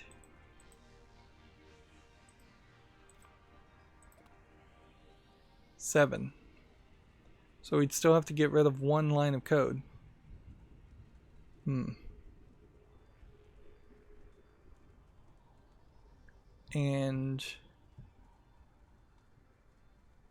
I don't know how to do that.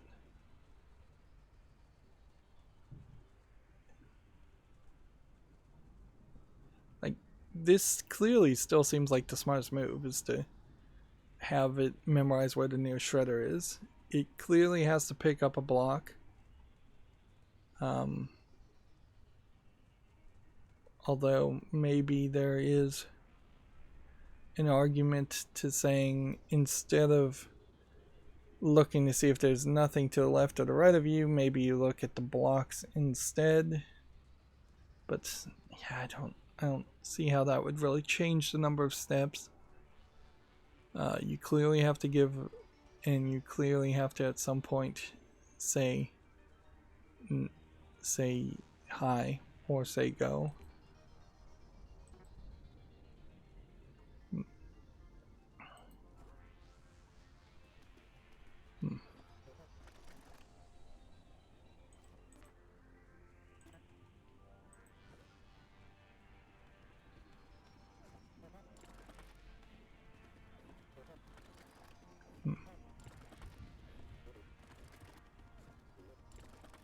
That's not gonna work.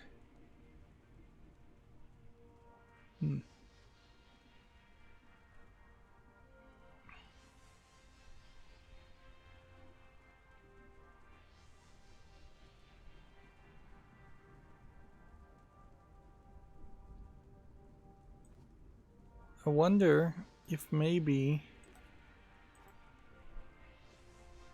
this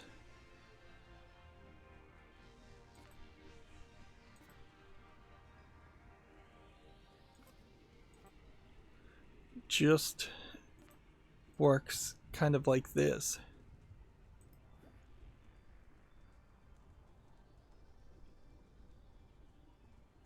So this one is waiting for go.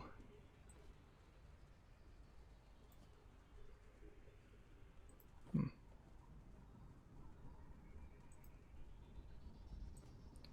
could probably get rid of an if command.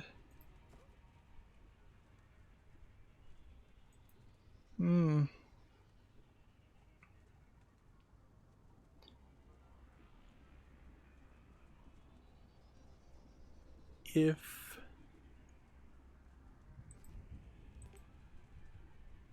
this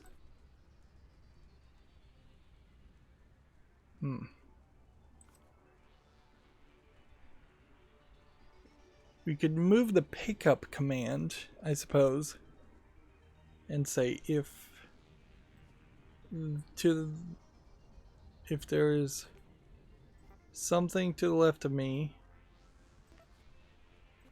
then pick up the cube and give it to that, and then say go. Elsewise, listen.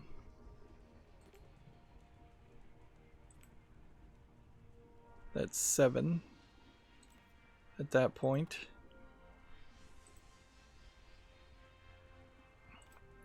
What's the fewest number? Somebody says they've done it under 6 commands. Let's see.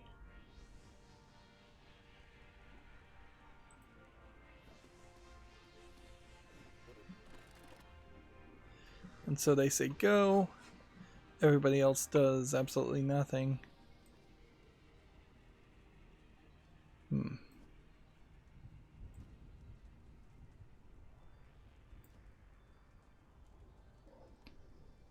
So yeah, probably is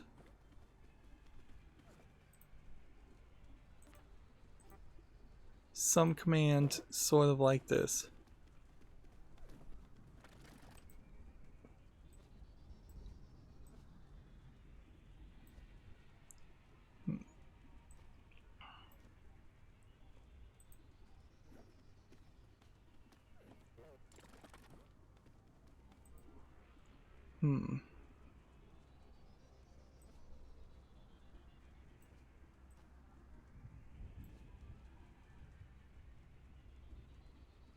But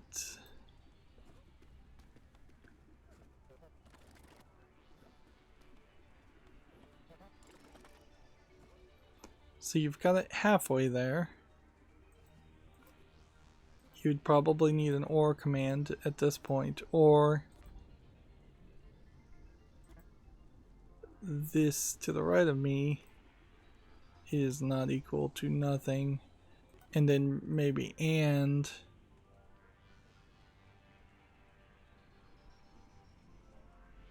But I don't know what the and would be.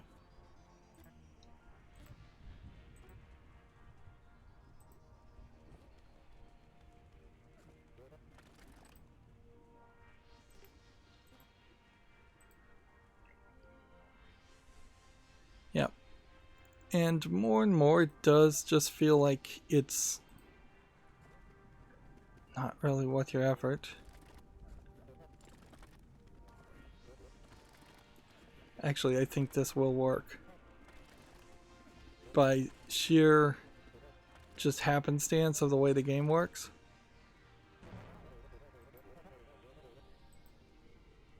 Like, let's step through that. That almost felt like it would work. The left character seems to always move first, then the right character. And then that one goes right, and then that one goes right, and then this one goes right, and then these guys get out of order.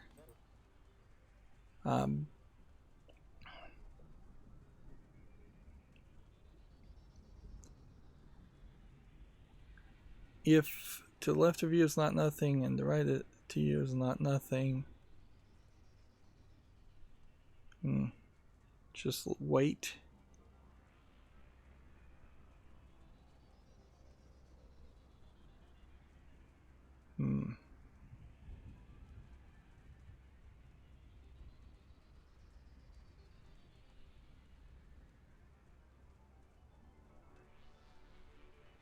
Let's see. I feel like there's another and command here where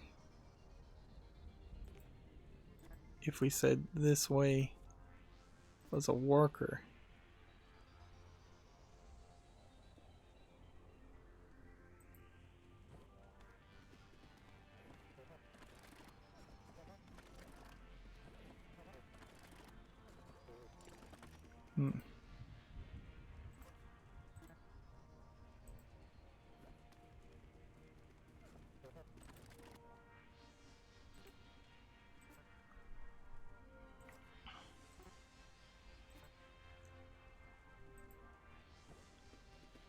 Like, it feels like there should be a way to exclude this guy.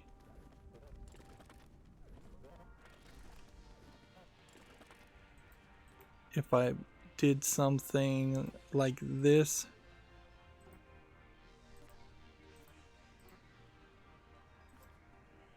But this is where the Boolean logic is going to get really complicated.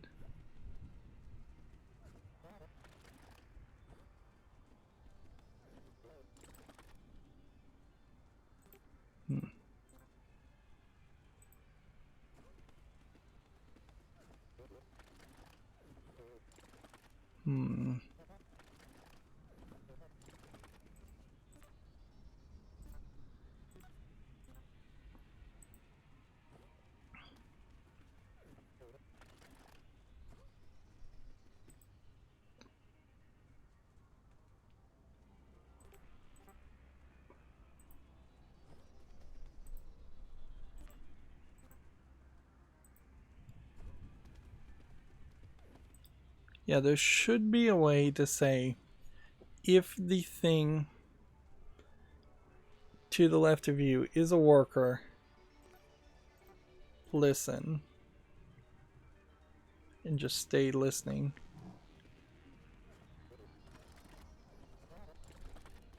And yet, I'm having a real hard time figuring that out.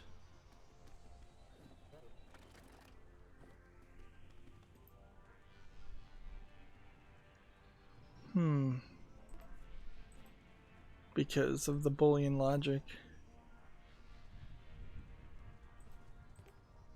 This and this equaled, and this anded.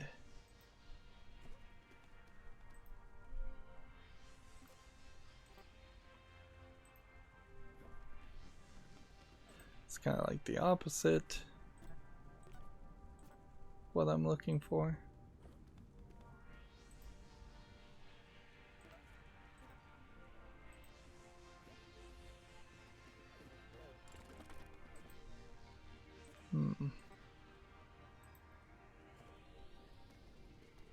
Wow, we've got it like perfectly at the moment, just backwards.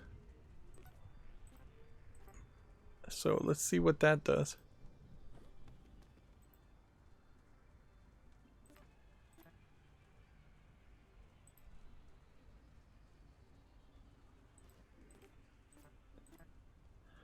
Oh man, yeah, it's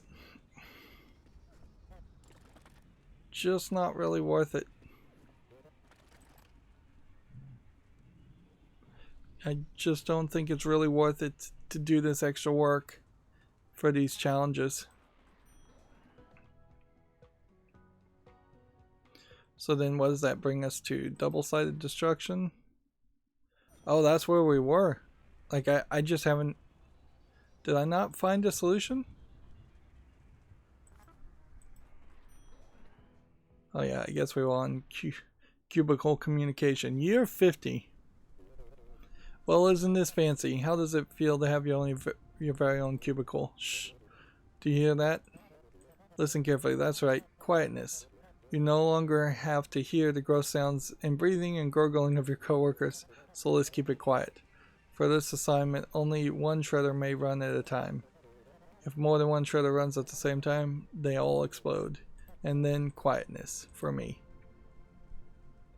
Alright, let's see if we can do this fairly easily. Listen for... This is actually fairly easy. If my item equals 1, listen for high, else if my item equals 2, listen for morning, else if my item equals for 3, listen for ready, elsewise just listen for go. Actually, we don't need it to work that way, do we? We can actually bump up each one of these numbers by 1. Get rid of that line of code. We can have them... Okay, they can't pick up the item, so we're going to have to change it from my item to the lower right hand corner value, which doesn't change much. Right. Take from the nearest printer and give to the nearest shredder.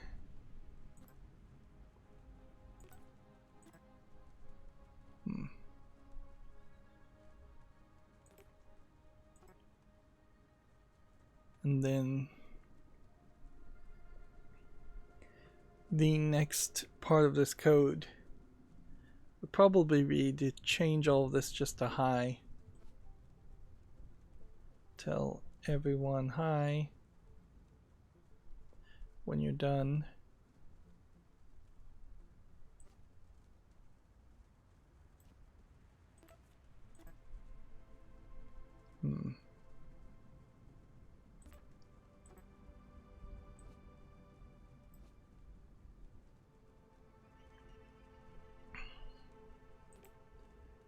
If it is greater than or equal to, if it's greater than 1, listen to 1. If it's greater than 2, listen for 2. There we go. Let's see how that works.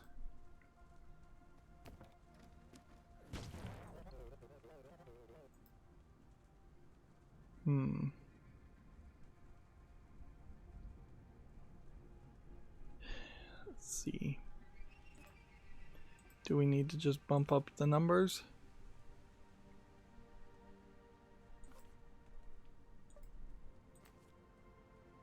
I don't see how that's gonna work.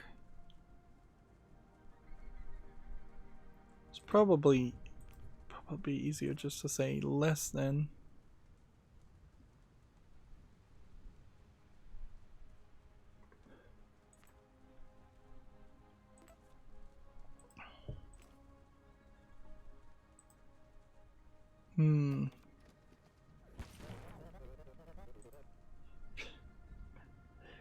Okay.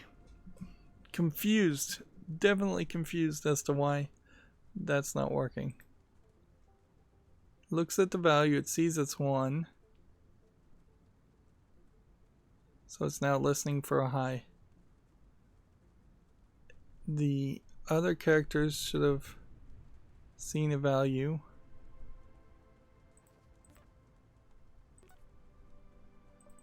One, 2, 3.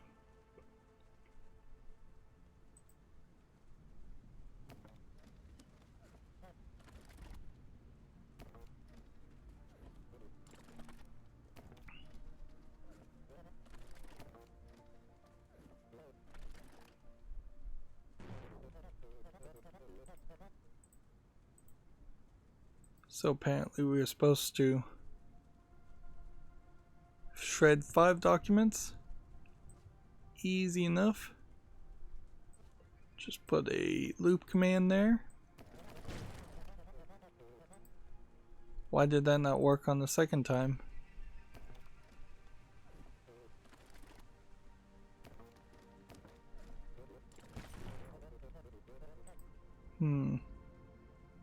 Probably because I need to have everybody step back to the left. I bet that's the case.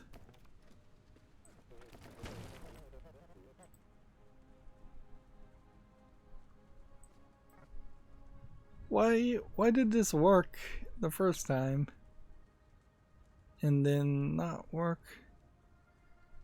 the second time?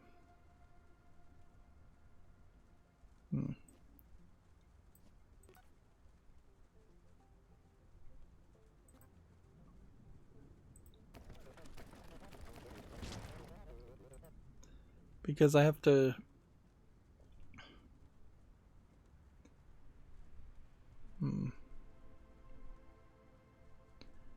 test this. I have to have this run a different way. If it equals 1, take from that, tell everyone hi, and then listen for hi, I guess. And then everybody else needs to potentially jump back into this.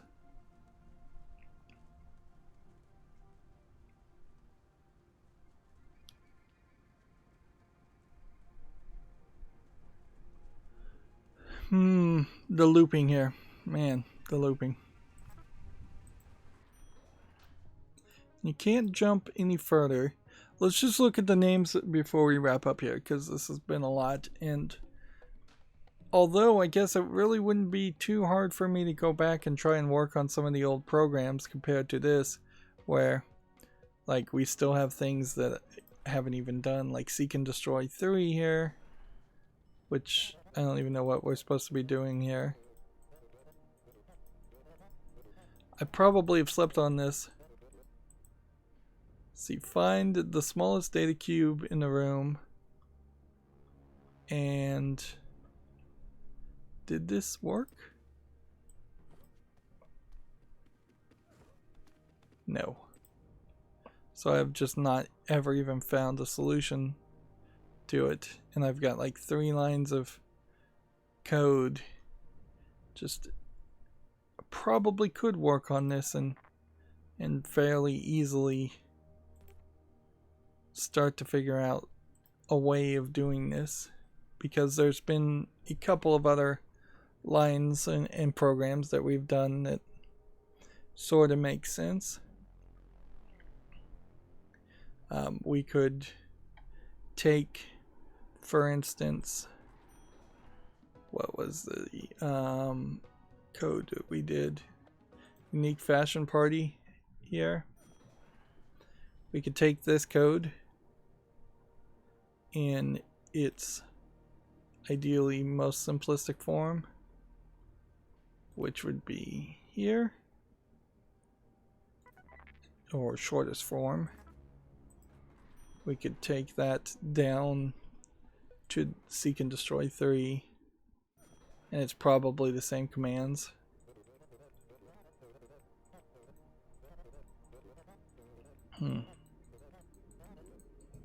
But you definitely see how you're also running into problems because you have only 3 things available to you.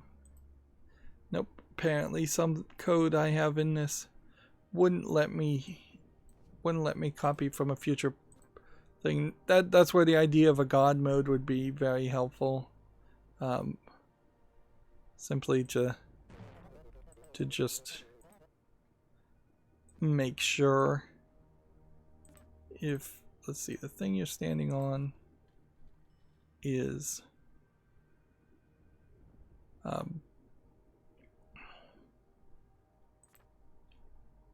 smaller than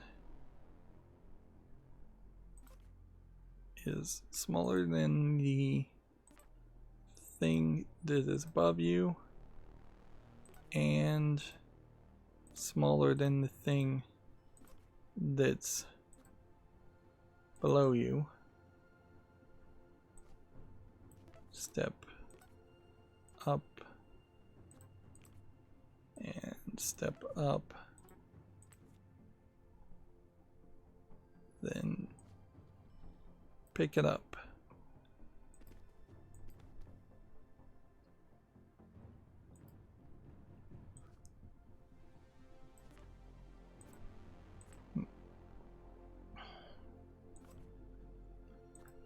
Yeah, I don't know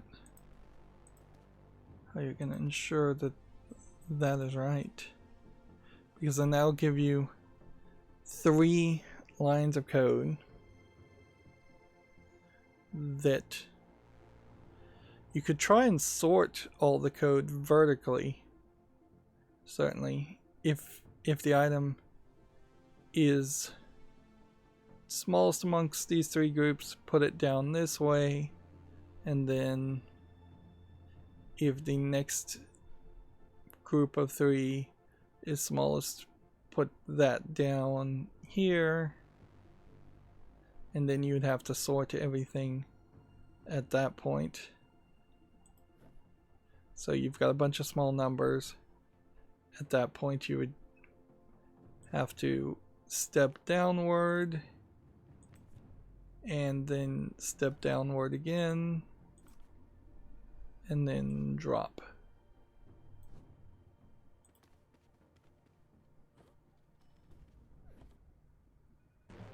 So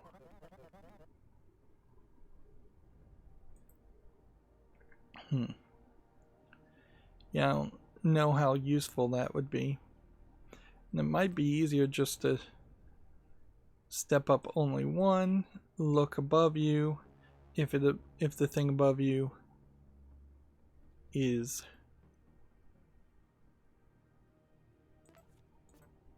bigger, pick it up, step down one, drop. Elsewise,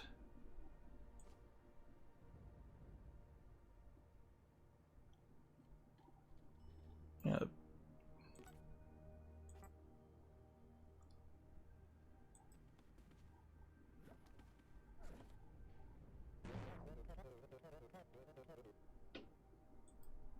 Yep, that moves some things downward. That's all it kind of does. It's not even doing it right because I've got the sign the wrong way. So that moves some numbers downward. And then I could certainly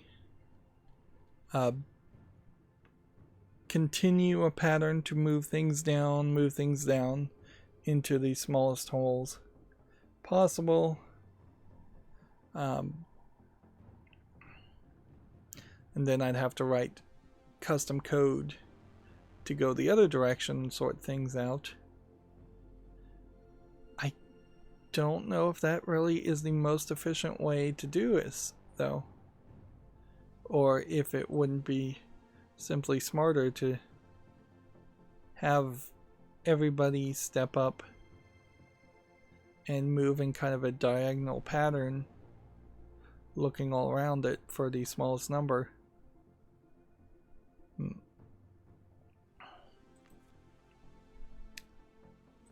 Yep.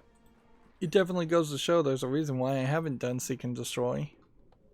And we are now at that terrible position where I think I will have to play some of this off screen, even though I didn't put a lot of effort into this code, just because this is just going to get crazier and crazier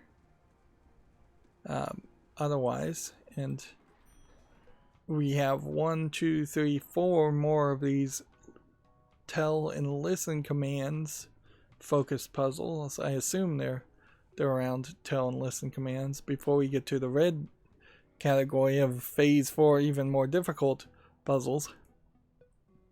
Yeah, it's getting increasingly difficult to find the joy in doing these puzzles. I'm not absolutely hating it, but I am definitely banging my head against the wall trying to solve these programming puzzles. And it's really, really hard in any outcome to feel like it's satisfactory, like you've learned something, like you've done and accomplished anything of any value.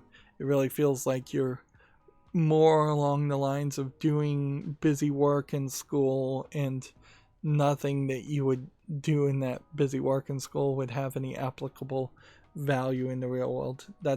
That's what's mostly what I'm seeing here, is very inapplicable programs, things that would not work in different scenarios, things that wouldn't work well with this programming language, things that you would never really want to program in the real world.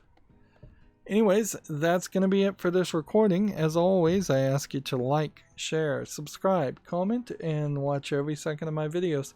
If you want a friend to follow me on any social media sites, there's a whole bunch of links down below in the description box. And if you want to support me further, there's a link to Patreon, or you can friend me on Steam and gift me a game off my wishlist. Thank you for watching. Have a good evening.